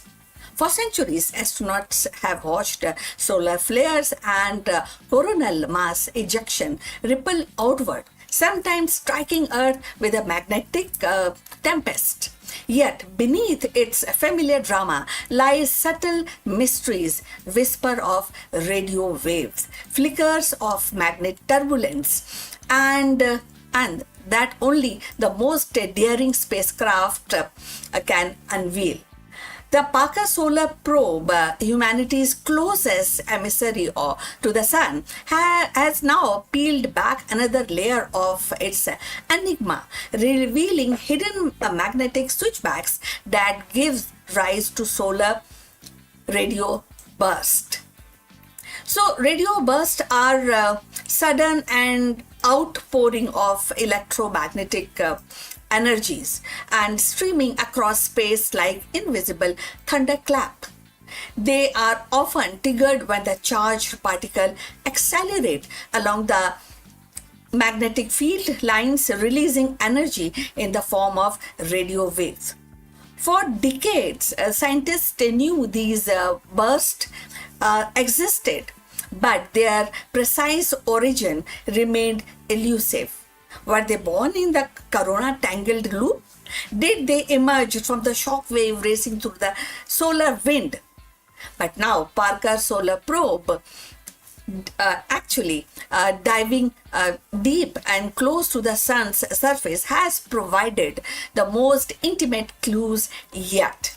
So if you have reached this far, please inform us from which city you have tuned in and in which language you are watching this video. This will help us to determine reach of our channel.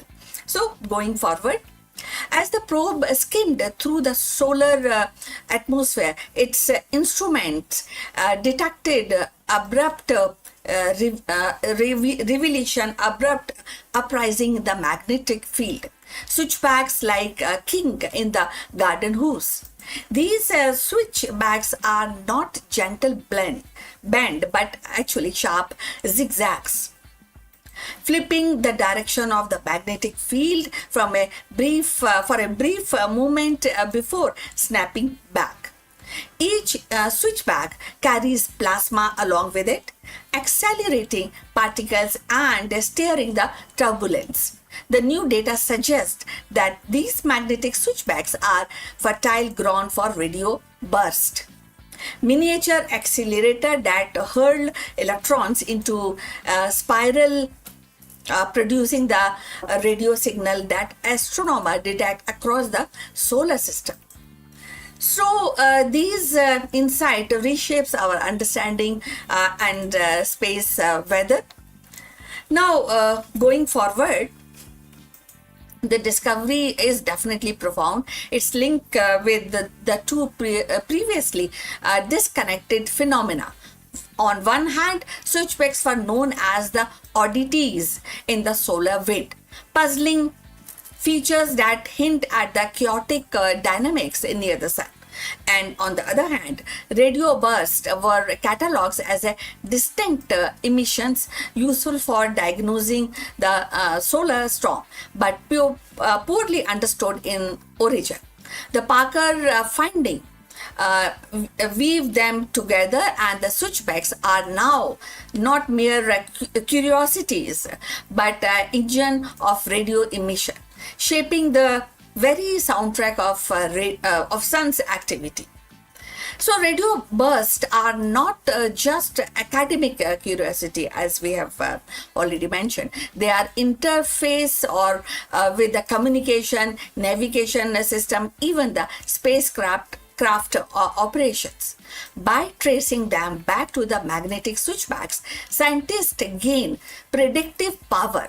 If switchbacks can be mapped and modeled, then the radio burst and the storm they create can be anticipated with a greater accuracy. So in essence, Parker has given us a new diagnostic tool, a way to listen to the sun's magnetic heartbeat and foresee its disruptive pulse. The implications extend beyond Earth. Radio bursts ripple through the heliosphere and the vast bubble of solar influence that envelops the planet. They may play a role for accelerating cosmic rays, shaping a planetary magneto atmosphere, and even the influencing the chemistry of atmosphere.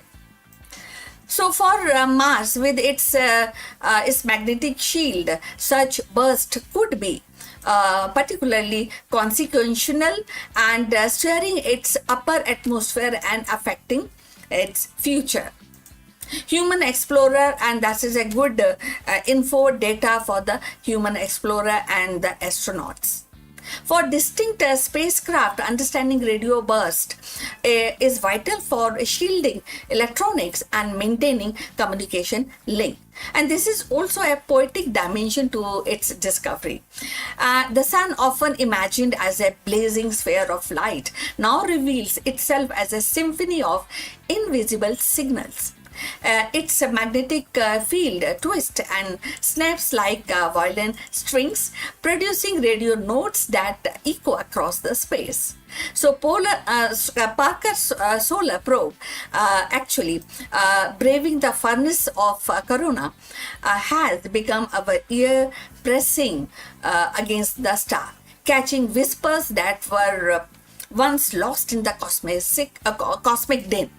Each switchback is a stanza, each burst is a refrain, and composing a hidden music of the sun. So, looking ahead, scientists will combine Parker's data with observation from other missions such as the Solar Orbiter to build a full picture. Together, these spacecraft will actually triangulate the origin of burst and map the geometry of switchbacks and refine model of solar wind. So, the ultimate goal is not to understand the sun, but to live safely within its influence.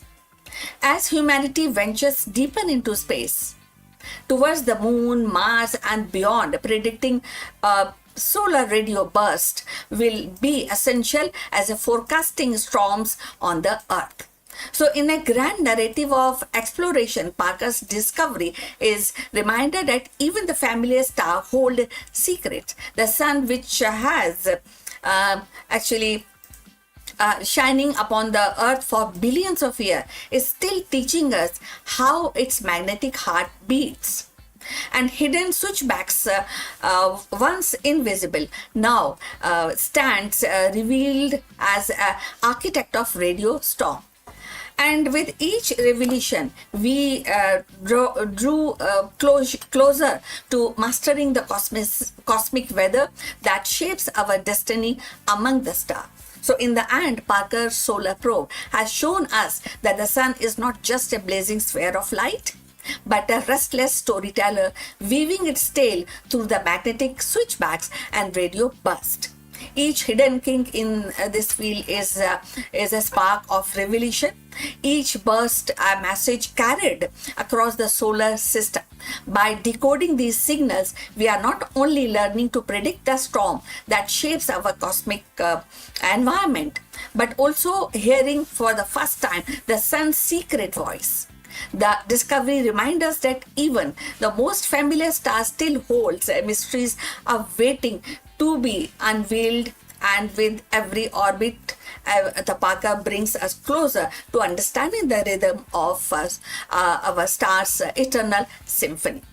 So, for today, we have come to the end. Magnetic strings and cosmic echoes. That's what is very amazing and very kind of good to really know more about it.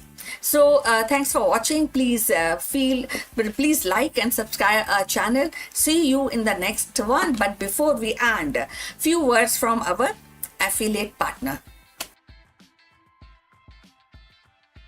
Stop settling for a good enough video. If your built-in laptop camera looks like a grainy mess, it is time for an upgrade.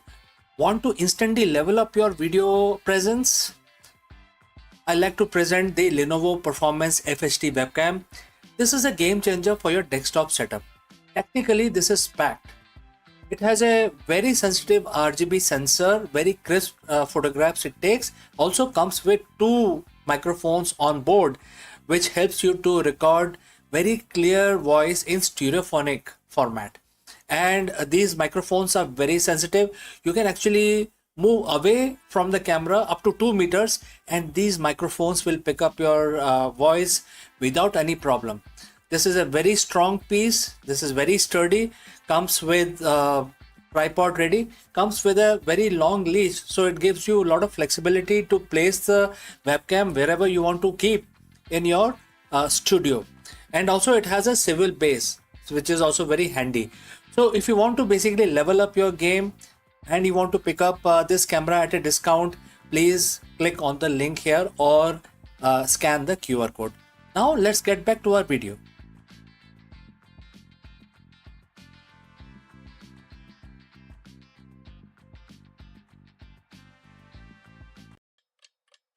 Hello friends and namaskaram. Let me ask you, are the entry level jobs actually disappearing? The traditional path from graduation to a starter job is undergoing a massive transformation as we speak. Therefore, in this video, we dive deep into how the automation and AI are reshaping the entry level positions, what this means for youth unemployment, and how you can future proof your career in this shifting landscape. The job market is changing, and the ladder looks totally different than it appeared 5 years ago. Whether you are a student or a recent graduate or looking to pivot your career, understanding these structural changes is very essential for your success. Let's go and discuss this further. If you have been on a job hunt lately, you know the feeling. You find a job description that says entry level. You get excited. You read the requirement and it says bachelor degrees, 3 to 5 years of experience, proficiency in 4 different software suites, and proven track records of project management. You look at the entry level title and then you look at the list of demands, and the math just don't add up. It feels like a bad joke. But here is a reality, it's not just a bad hiring practice, it is a fundamental shift in the economy. Today, we are talking about the death of the traditional entry level job. We are going to look at why your first job seems to be disappearing, how AI and automations rules are rewriting the various employment rules. The most importantly, how you can actually get your foot in the door when the door seems to be locked from inside. So, friends, if you've reached so far, please let me know from which city or country you're watching us. This will help us determine the reach of our channel. All right, let's proceed further. For decades, the career ladder was simple. You graduate, you get an entry level job, you learn the ropes, and you move up. Companies viewed entry level workers as investment. They were willing to pay to train you because eventually you would become a mid level expert. But something changed. We have seen the hollowing out of the middle class, but we are now seeing the hollowing out of the beginning of the career itself. Why is this happening? There are three reasons. First, AI and automation. The task that used to be the training wheel of a job, data entry, basic research, scheduling, drafting simple emails, are now being done instantly by AI. The proficiency mandate is the second one. In an era of the high interest rate and pressure for short term profit, companies don't want to pay to train someone for 6 months. They want a plug and play employee who can hit the ground running on day one. Next is outsourcing. Why hire a junior in a high cost city when you can contract a task to a specialized agency or an overseas freelancer for a fraction of a cost? This leads us to the dreaded experience trap. You can't get a job without the experience, and you can't get experience without a job. This is creating a dangerous ripple effect. If companies stop hiring juniors, who is going to learn the skill to become the seniors of tomorrow? We are essentially creating a generation of workers who are being bypassed by automation before they even get a chance to show what they can do. But here is the critical part. This isn't just about bad hiring managers, it's a structural change. The market has shifted towards skill based hiring rather than role based hiring. Companies are becoming less interested in your degree or your job title. They are becoming obsessed with your specific demonstrable skills. So if the traditional entry level ladder is broken, what do? You stop looking for a ladder and start looking for a web. You need to stop selling yourself as a candidate and start selling yourself as a problem solver.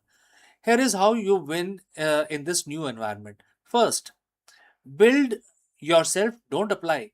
If you are designer, don't just send a resume, send a link to a website you redesigned.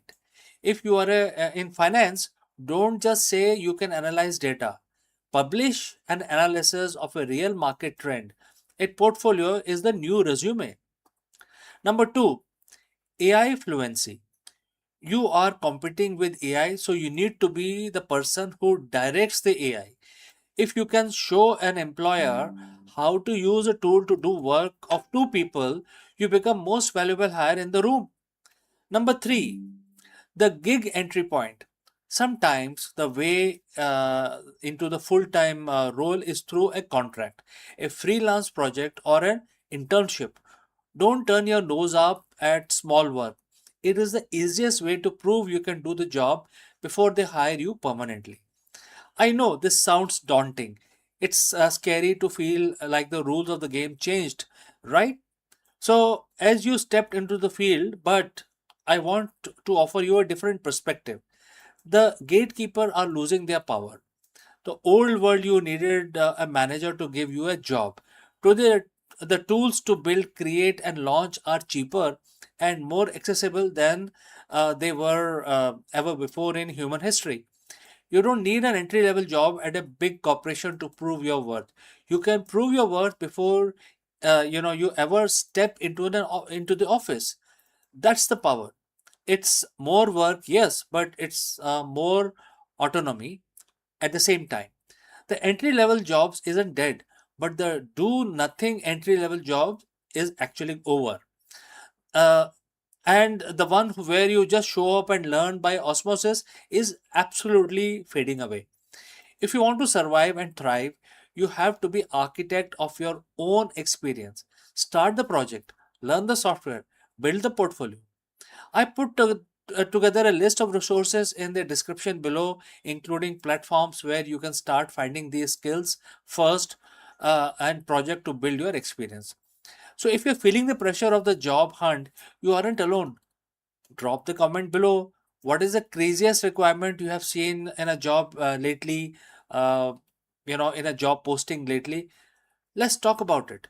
Thanks for watching. Don't forget to subscribe, and I will see you very soon in the next one. Wish you all the best. In a groundbreaking discovery, astronomers have captured a rare cosmic handshake. Two blazing quasars in the process of merging. Located billions of light years away, these luminous monsters are powered by supermassive black holes that are spiraling towards each other, destined to become a single, even more powerful and massive entity. What is going on here? Let us explore this further.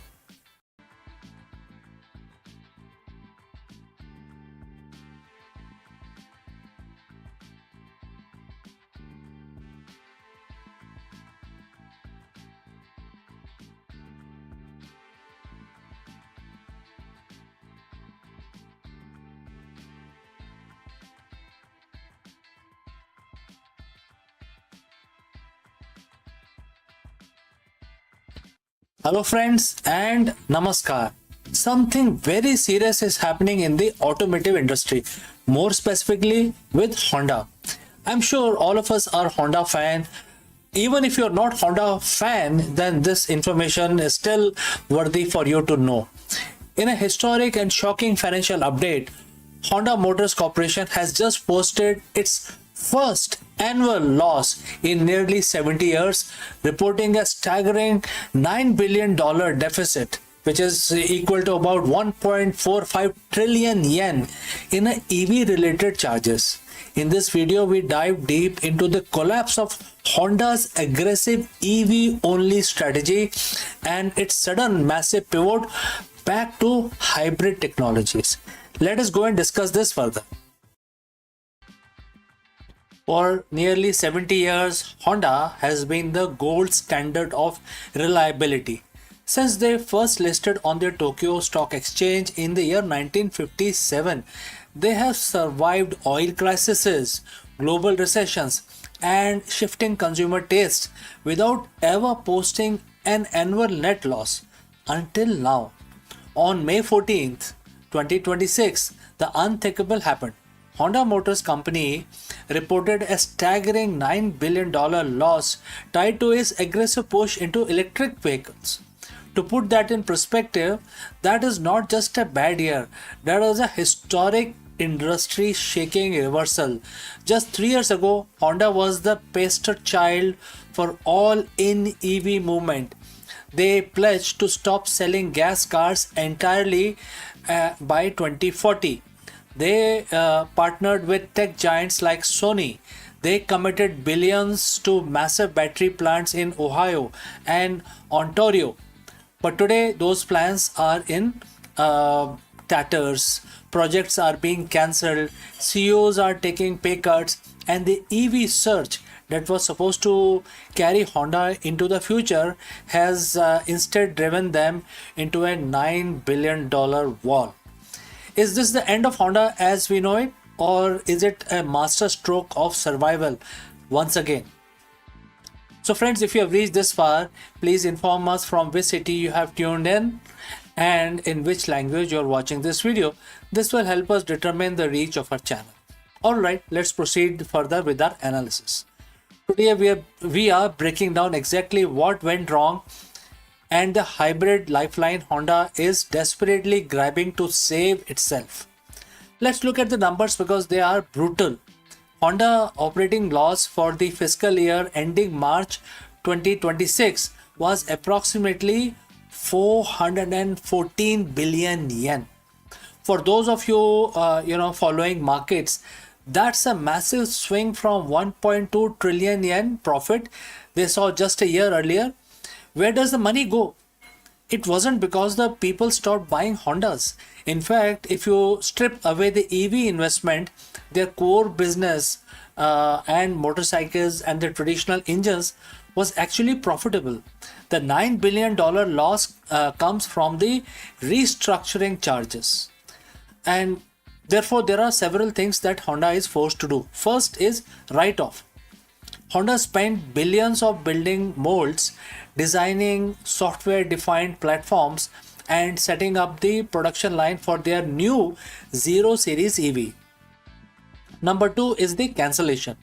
When they realized that the demand wasn't there, they had to walk away. They cancelled Honda Zero SUV and the Acura RSX EV. Third is the supply chain. Because they had already made deals with supplier, they now owe billions in compensation for parts they no longer want. And this is what the analysts call a software-defined reality check. Honda tried to build a smartphone on wheels to compete with Teslas and Chinese brand like BYD, but they found they couldn't do it profitably. You might be asking why now? Why not 2 years ago? The answer lies in the perfect storm of politics and consumer behavior. In September 2025, the US landscape shifted dramatically. The second administration of President Donald Trump moved quickly to scrap EV tax credit. Suddenly, that $7,500 incentive that made an electric Honda look affordable was gone. At the same time, new tariffs on the imported part made building EV even more expensive. Honda's leadership admitted they misread the room.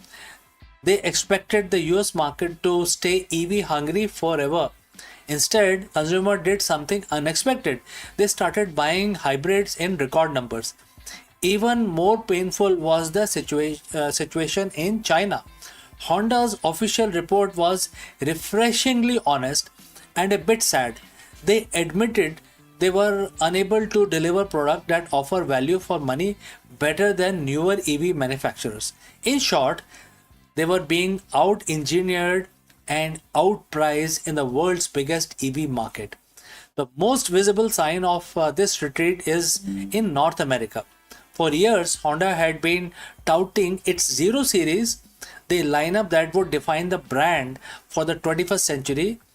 As of today, 15 billion EVs value chain project in Ontario, Canada has been put on indefinite hold.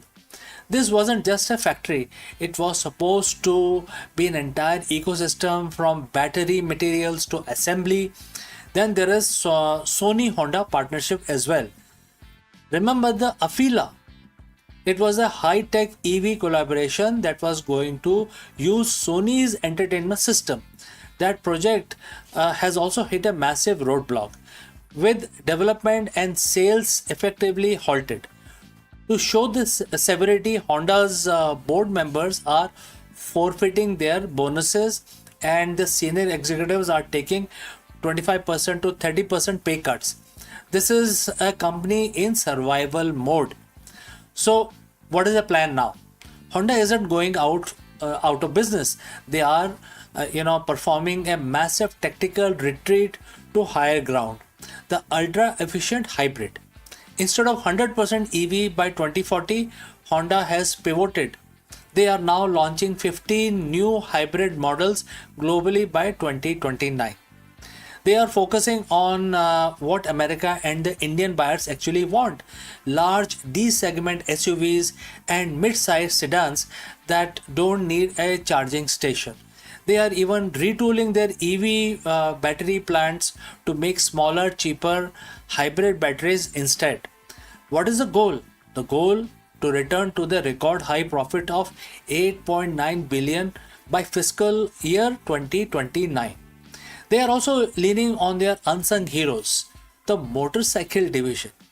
While the car side was bleeding money, Honda's motorcycles, especially in India and Vietnam, are seeing massive growth.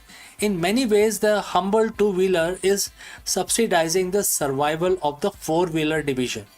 So, back to our original question. Now, is this the end of Honda? Well, if you mean the end of Honda as an EV only visionary, then definitely yes. That dream is over for now. They have scrapped the targets, cancelled their projects, and paid 9 billion, sort of tuition fee to learn a hard lesson about the market reality. But as a car company, they might be their most important moment since 1957. By admitting they were wrong, by being the decisive CEO, and Honda is trying to reclaim its clarity among the total disruption. They are betting that the future isn't the surge of electric cars but steady hybrid middle path. So friends, what do you think about this move? Is Honda being smart by retreating, or are they falling behind for good? Let me know in the comments below. Let me know what you feel. If you have any questions, please do not hesitate to send it across. I am CK. Thanks for watching Akulmach World. I will catch you again in the next one. But before I go, a word about our affiliate partner. Stop settling for a good enough video. If your built-in laptop camera looks like a grainy mess, it is time for an upgrade. Want to instantly level up your video presence? I like to present the Lenovo Performance FHD webcam. This is a game changer for your desktop setup. Technically, this is packed. It has a very sensitive RGB sensor, very crisp photographs it takes. Also comes with two microphones on board, which helps you to record very clear voice in stereophonic format. And these microphones are very sensitive. You can actually move away from the camera up to 2 meters, and these microphones will pick up your voice without any problem. This is a very strong piece. This is very sturdy. Comes with tripod ready. Comes with a very long leash, so it gives you a lot of flexibility to place the webcam wherever you want to keep in your studio. And also it has a swivel base, which is also very handy. So if you want to basically level up your game and you want to pick up this camera at a discount, please click on the link here or scan the QR code. Now let's get back to our video.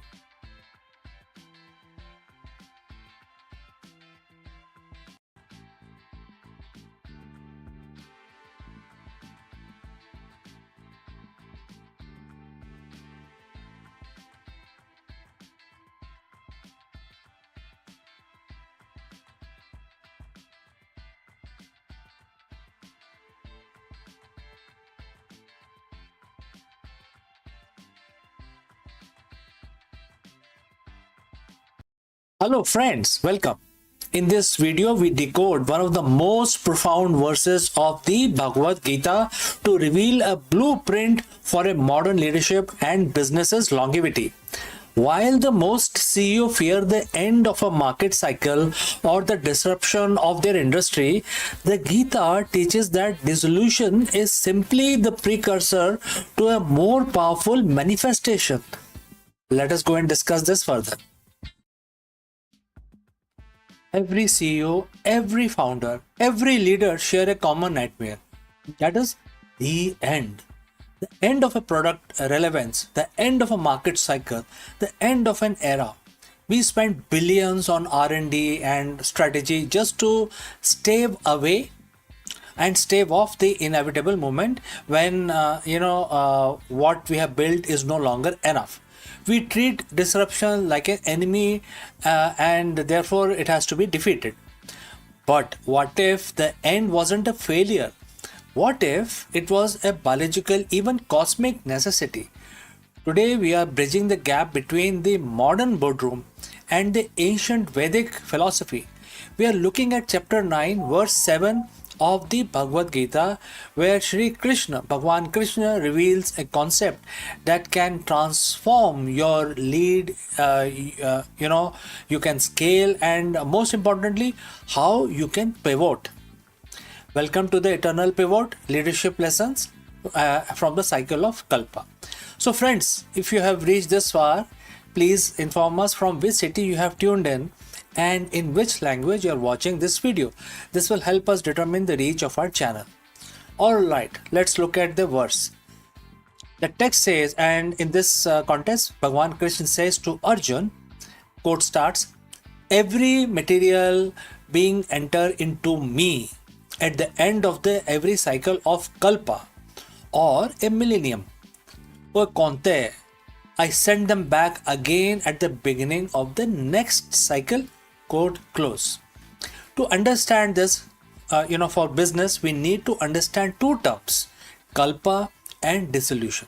A Kalpa is a massive cycle of time, a cosmic fiscal year or a grand scale. At the end of this cycle, everything, the stars, the planet, the souls, merges back into the source. Nothing is destroyed in the scene, in a sense of vanishing into nothingness. It is simply pulled back into a state of potential. You know, potential energy? Right. Then Bhagwan Krishna says, I send them back again. This is a first grade leadership lesson. Existence is cyclic, not linear. In business, we often try to force linear growth forever. But the Gita reminds us that everything that manifests must eventually be pulled back into the source, which is the core idea, the raw talent, the capital, etc., before it can be projected outward again in a better, more evolved form. Why do legacy company fail? Because they try to fight the end of their kalpa. Think of Kodak, Nokia, or Blockbuster. They viewed their current form, their specific product as permanent. When the cycle ended, they resisted the pullback to the source. They refused to dissolve their old identity, and as a result, they couldn't be sent back as something new. As a leader, your job is to identify when a cycle is closing. Is your current business model is being that has reached the end of the kalpa, or holding on to strategic simply because it worked in the last millennium? Very profound question, isn't it? I think all of you can try and answer in your business. Bhagwan Krishna wisdom here is about strategic detachment. He doesn't mourn the end of kalpa. He facilitates it because he knows the next cycle is already planned. A Gita aligned CEO doesn't see a market crash as a catastrophe. They see it as the universe clearing the whiteboard for a new, more efficient design. So, how do you apply this? We call it the eternal pivot. The eternal pivot is the ability to withdraw your energy, resources, and talent from a dying cycle and bring them back to the source, which in your case is your core purpose. When you pivot, you aren't changing who you are changing how you manifest. There are several things that you need to take care.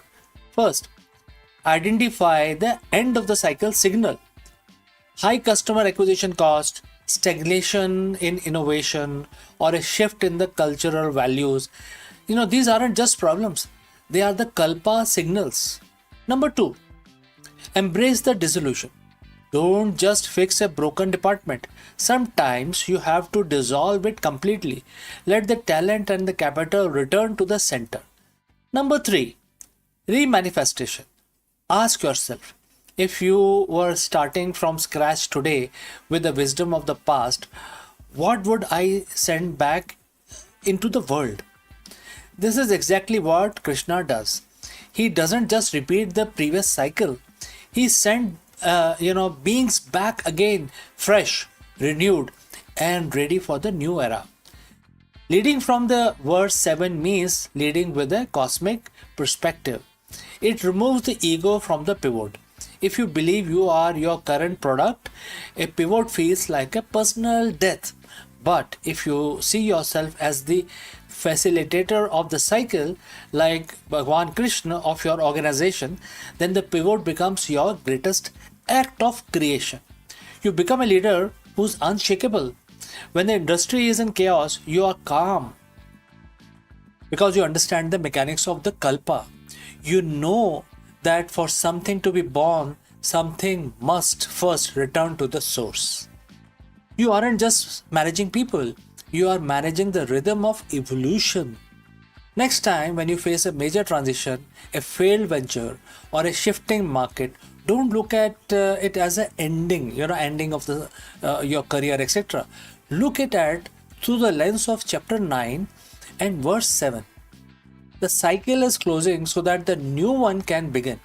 Your material being, your current project, is just returning to you so that you can send it back out, stronger, wiser, and more aligned with the future.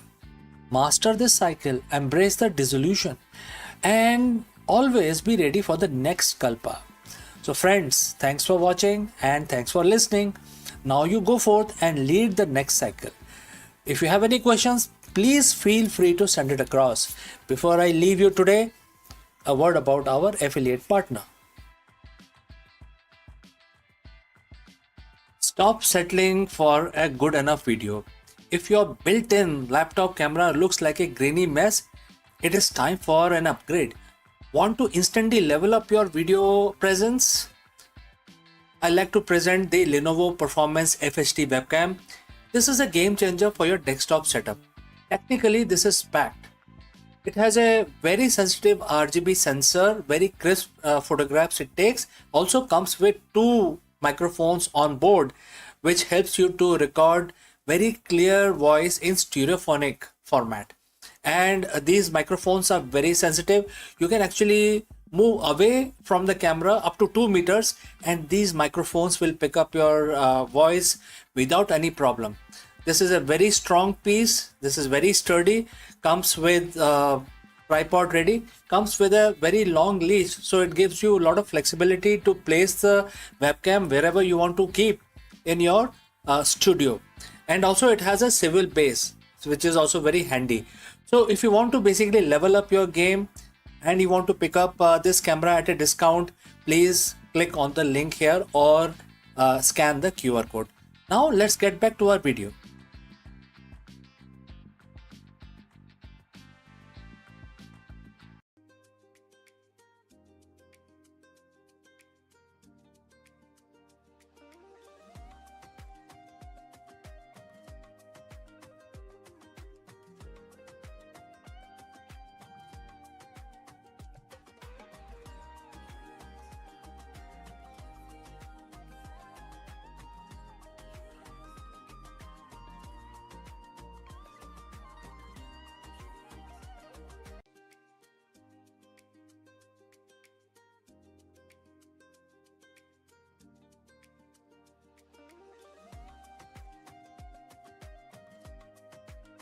The idea of robots living alongside us has been belonged to the realm of science fiction.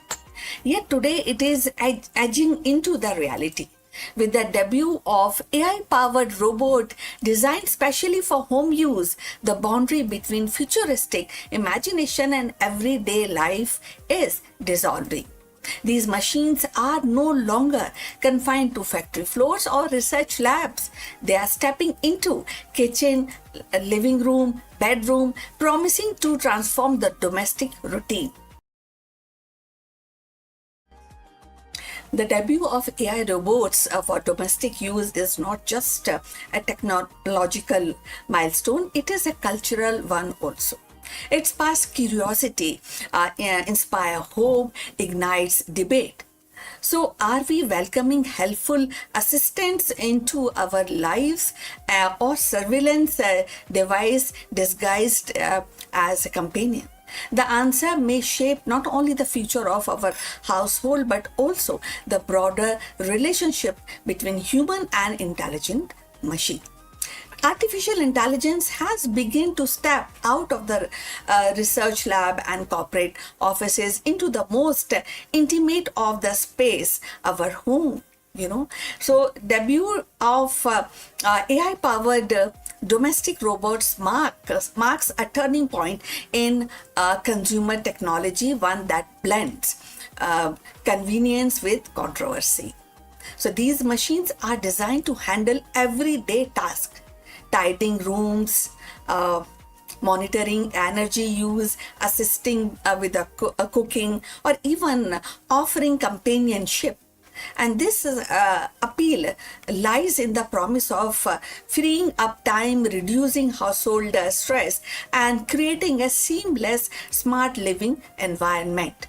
For many consumers, the idea of robot that can anticipate the need and act autonomously and feel natural is the next step after smart speakers and connected appliances. Yet that excitement is tempered by uneasy, and that is privacy debate over flared almost immediately. Unlike a vacuum robot that simply mop your floor plans, and these new AI robots can equipped with advanced sensory cameras, microphones. So they don't just clean, they observe, interpret, and learn. That means that they are constantly collecting data from household routine, personal habits, even private conversations. So for some, this feels like inviting a surveillance device into the living room. The questions become: who owns that data and how securely is it stored? So if you have reached this far, please inform us from which city you have tuned in and in which language you are watching this video. This will determine the reach of our channel. So going forward, the consumer interest is undeniable. Early demonstrations have drawn crowds, and pre-orders suggest a strong demand. Families imagine robots that can help elderly relatives, parents, and vision assistants with the childcare. And the professionals see value in delegating some routine work. So, but alongside with enthusiasm, the critics warn of the risk of dependency and erosion of boundaries. So, if a robot can recognize emotions, respond to the stress, and adapt to the personal preferences, does it cross into the territories of replacing human interaction? So, and if the companies monetize the insight gathered from these robots, does the home cease to be a private sanctuary? So this tension between innovation and intrusion defines the current debate On one hand, AI robot for home use could actually revolutionize the domestic life. It can provide easiness in the domestic life, making home safer, more efficient, and more responsive. On the other hand, they raise profound ethical questions about autonomy, consent, and surveillance. The debut of these robots is not just a technological milestone, it is a cultural one too. It actually forces society to grapple with what we value more: convenience or privacy, automation or intimacy. For now, the spotlight remains on consumer curiosity. The allure of futuristic living is strong, and many are eager to experiment. But as adoption spread, the conversation will inevitably shift from novelty to accountability. The home, once the most private space, is becoming the next frontier for AI, and how we navigate this frontier will shape not only our domestic life but also our broader relationship with technology. The arrival of AI robots in our home is more than a technical upgrade. It is definitely, as we are discussing, cultural shift. These machines promise efficiency, they also promise safety, and even the companionship, yet they are that is a challenge of our notion of privacy, intimacy within the household. So, as consumer embrace this, and society must also confront the deeper questions: how much of our personal lives are we willing to share with the machines, and who ultimately control that information? So that is that whether they become a trusted helper or controversial intruders will depend only on the technological itself, but also value we choose to uphold as we invite artificial intelligence into our most private corners of our lives. So we have come to the end. Thanks for watching. Please like and subscribe our channel, and see you in the next one. But before we close this live streaming, few words about our affiliate partner. Stop settling for a good enough video. If your built-in laptop camera looks like a grainy mess, it is time for an upgrade. Want to instantly level up your video presence? I like to present the Lenovo Performance FHD webcam. This is a game changer for your desktop setup. Technically, this is packed. It has a very sensitive RGB sensor, very crisp photographs it takes. Also comes with two microphones on board, which helps you to record very clear voice in stereophonic format. And these microphones are very sensitive. You can actually move away from the camera up to 2 meters, and these microphones will pick up your voice without any problem. This is a very strong piece. This is very sturdy. Comes with tripod ready. Comes with a very long leash, so it gives you a lot of flexibility to place the webcam wherever you want to keep in your studio. And also it has a swivel base, which is also very handy. So if you want to basically level up your game and you want to pick up this camera at a discount, please click on the link here or scan the QR code. Now let's get back to our video.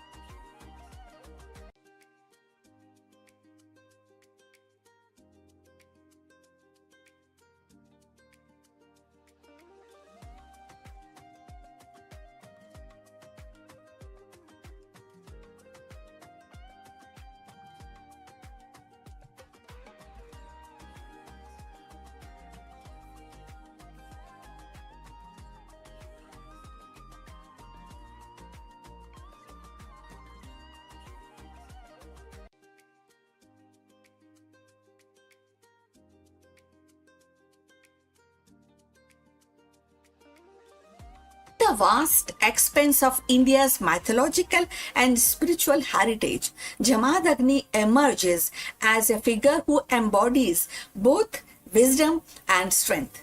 A sage of Bhrigu lineage and one of the revered Saptarishi, he was not confined to meditation alone. His life was a rare fusion of scholarship and martial mastery. Jamadagni's household was a sanctuary of Vedic learning where the sacred hymns were preserved, transmitted, yet it was also a place where the science of weaponry, the art of warfare were refined into discipline of dharma, that is righteousness.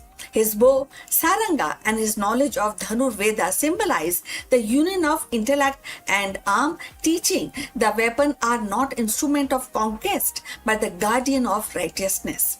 Jamadagni's life was not merely about personal achievement, it was about shaping the legacy that would endure through his son Parshuram, the warrior sage who carried forward his father's vision of dharma defended by strength. Thus, Jamadagni stands at the crossroad of meditation and battlefield, of the scholarship and strategy, reminding us that the true greatness lies in the harmonizing wisdom with power.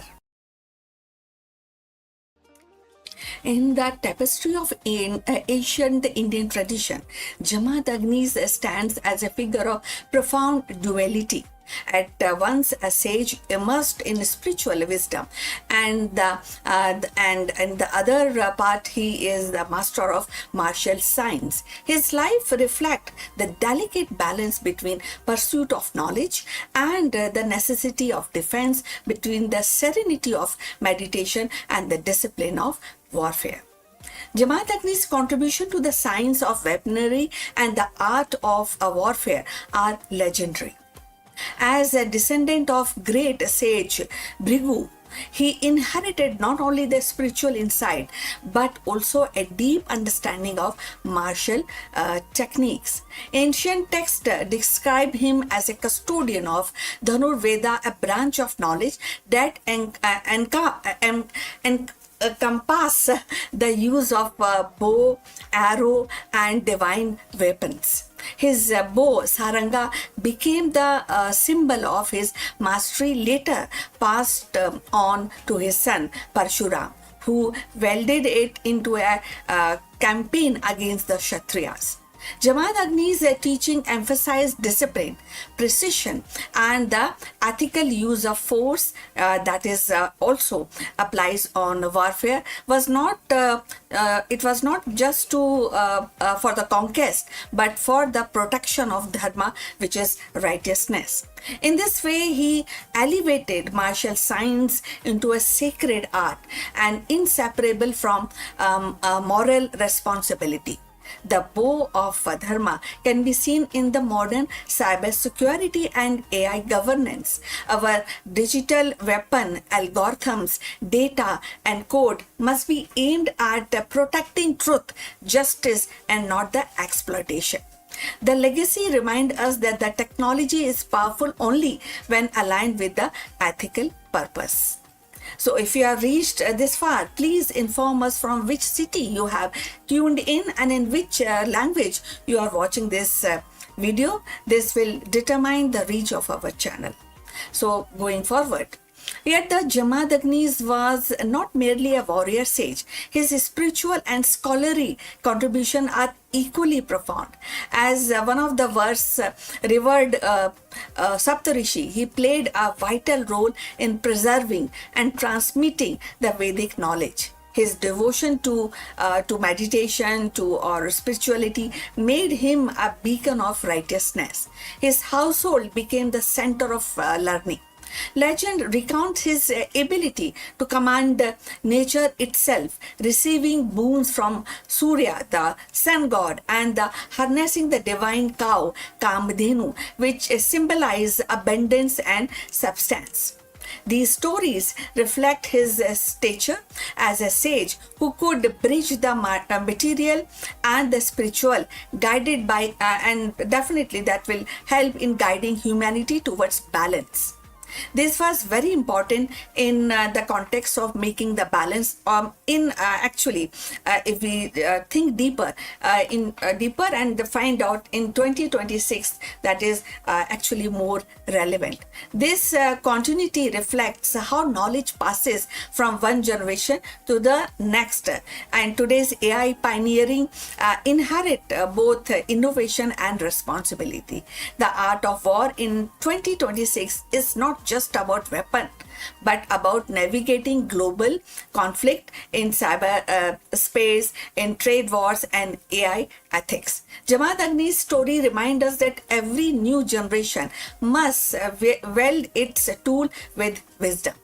The tragedy of Jamadagni's death, slain by the men of King Kartivirya Arjun for refusing to surrender Kamdhenu, underscores the eternal tension between the spiritual authority and the worldly power. His martyrdom ignited Parshuram's vow to rid the earth of oppressive rulers, ensuring that Jamadagni's legacy lived on not only in a scholarship but also in action.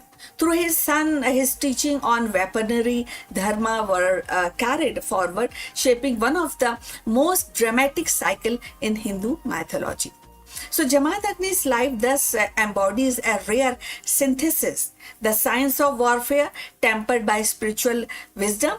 He demonstrated that true mastery of arms must be guided by restraint, ethics, and devotion to higher principle. His scholarly contribution ensured the continuity of Vedic tradition, while his martial legacy empowered future generation to defend righteousness. And him, the sage and the warrior, were not opposite, but it is kind of a two face of one life dedicated to preservation of dharma, that is righteousness. Now, if we see in the context of 2026, this mirrors actually how nations and corporations debate the ethical use of AI autonomous weapon. Just as Jamadagnis insisted on restraining, today's leaders grappled with ensuring AI-driven defense system remain accountable to human values. So Jamadagni's life is a reminder that the pursuit of wisdom and the mastery of strength are not opposite paths, but a complementary one. As sage, he safeguarded the Vedic tradition, nurtured the scholarship and the spiritual discipline. As a master of weaponry, he elevated warfare into a sacred science, teaching that arms must serve the righteousness rather than ambition. His martyrdom at the hand of worldly power underscores the kind of softness of spiritual authority. Yet, through Parshuram, his legacy endured and ensured that righteousness would always find a defender.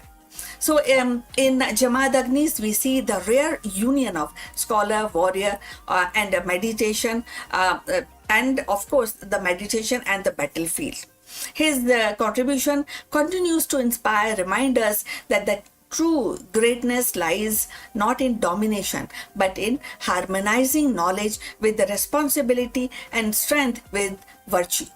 So Jamadagni's contribution lies in his rare synthesis, and also it also reminds us, his story continues to inspire us, remind us that wisdom, strength must walk hand in hand. So please send your comments and subscribe our channel for more insight into Indian mythology and spirituality. See you in the next one. But before we close this live stream, a few words about our affiliate partner. Stop settling for a good enough video. If your built-in laptop camera looks like a grainy mess, it is time for an upgrade. Want to instantly level up your video presence? I like to present the Lenovo Performance FHD webcam. This is a game changer for your desktop setup. Technically, this is packed. It has a very sensitive RGB sensor, very crisp photographs it takes. Also comes with two microphones on board, which helps you to record very clear voice in stereophonic format. And these microphones are very sensitive. You can actually move away from the camera up to 2 meters, and these microphones will pick up your voice without any problem. This is a very strong piece. This is very sturdy. Comes with tripod ready. Comes with a very long leash, so it gives you a lot of flexibility to place the webcam wherever you want to keep in your studio. And also it has a swivel base, which is also very handy. So if you want to basically level up your game and you want to pick up this camera at a discount, please click on the link here or scan the QR code. Now let's get back to our video.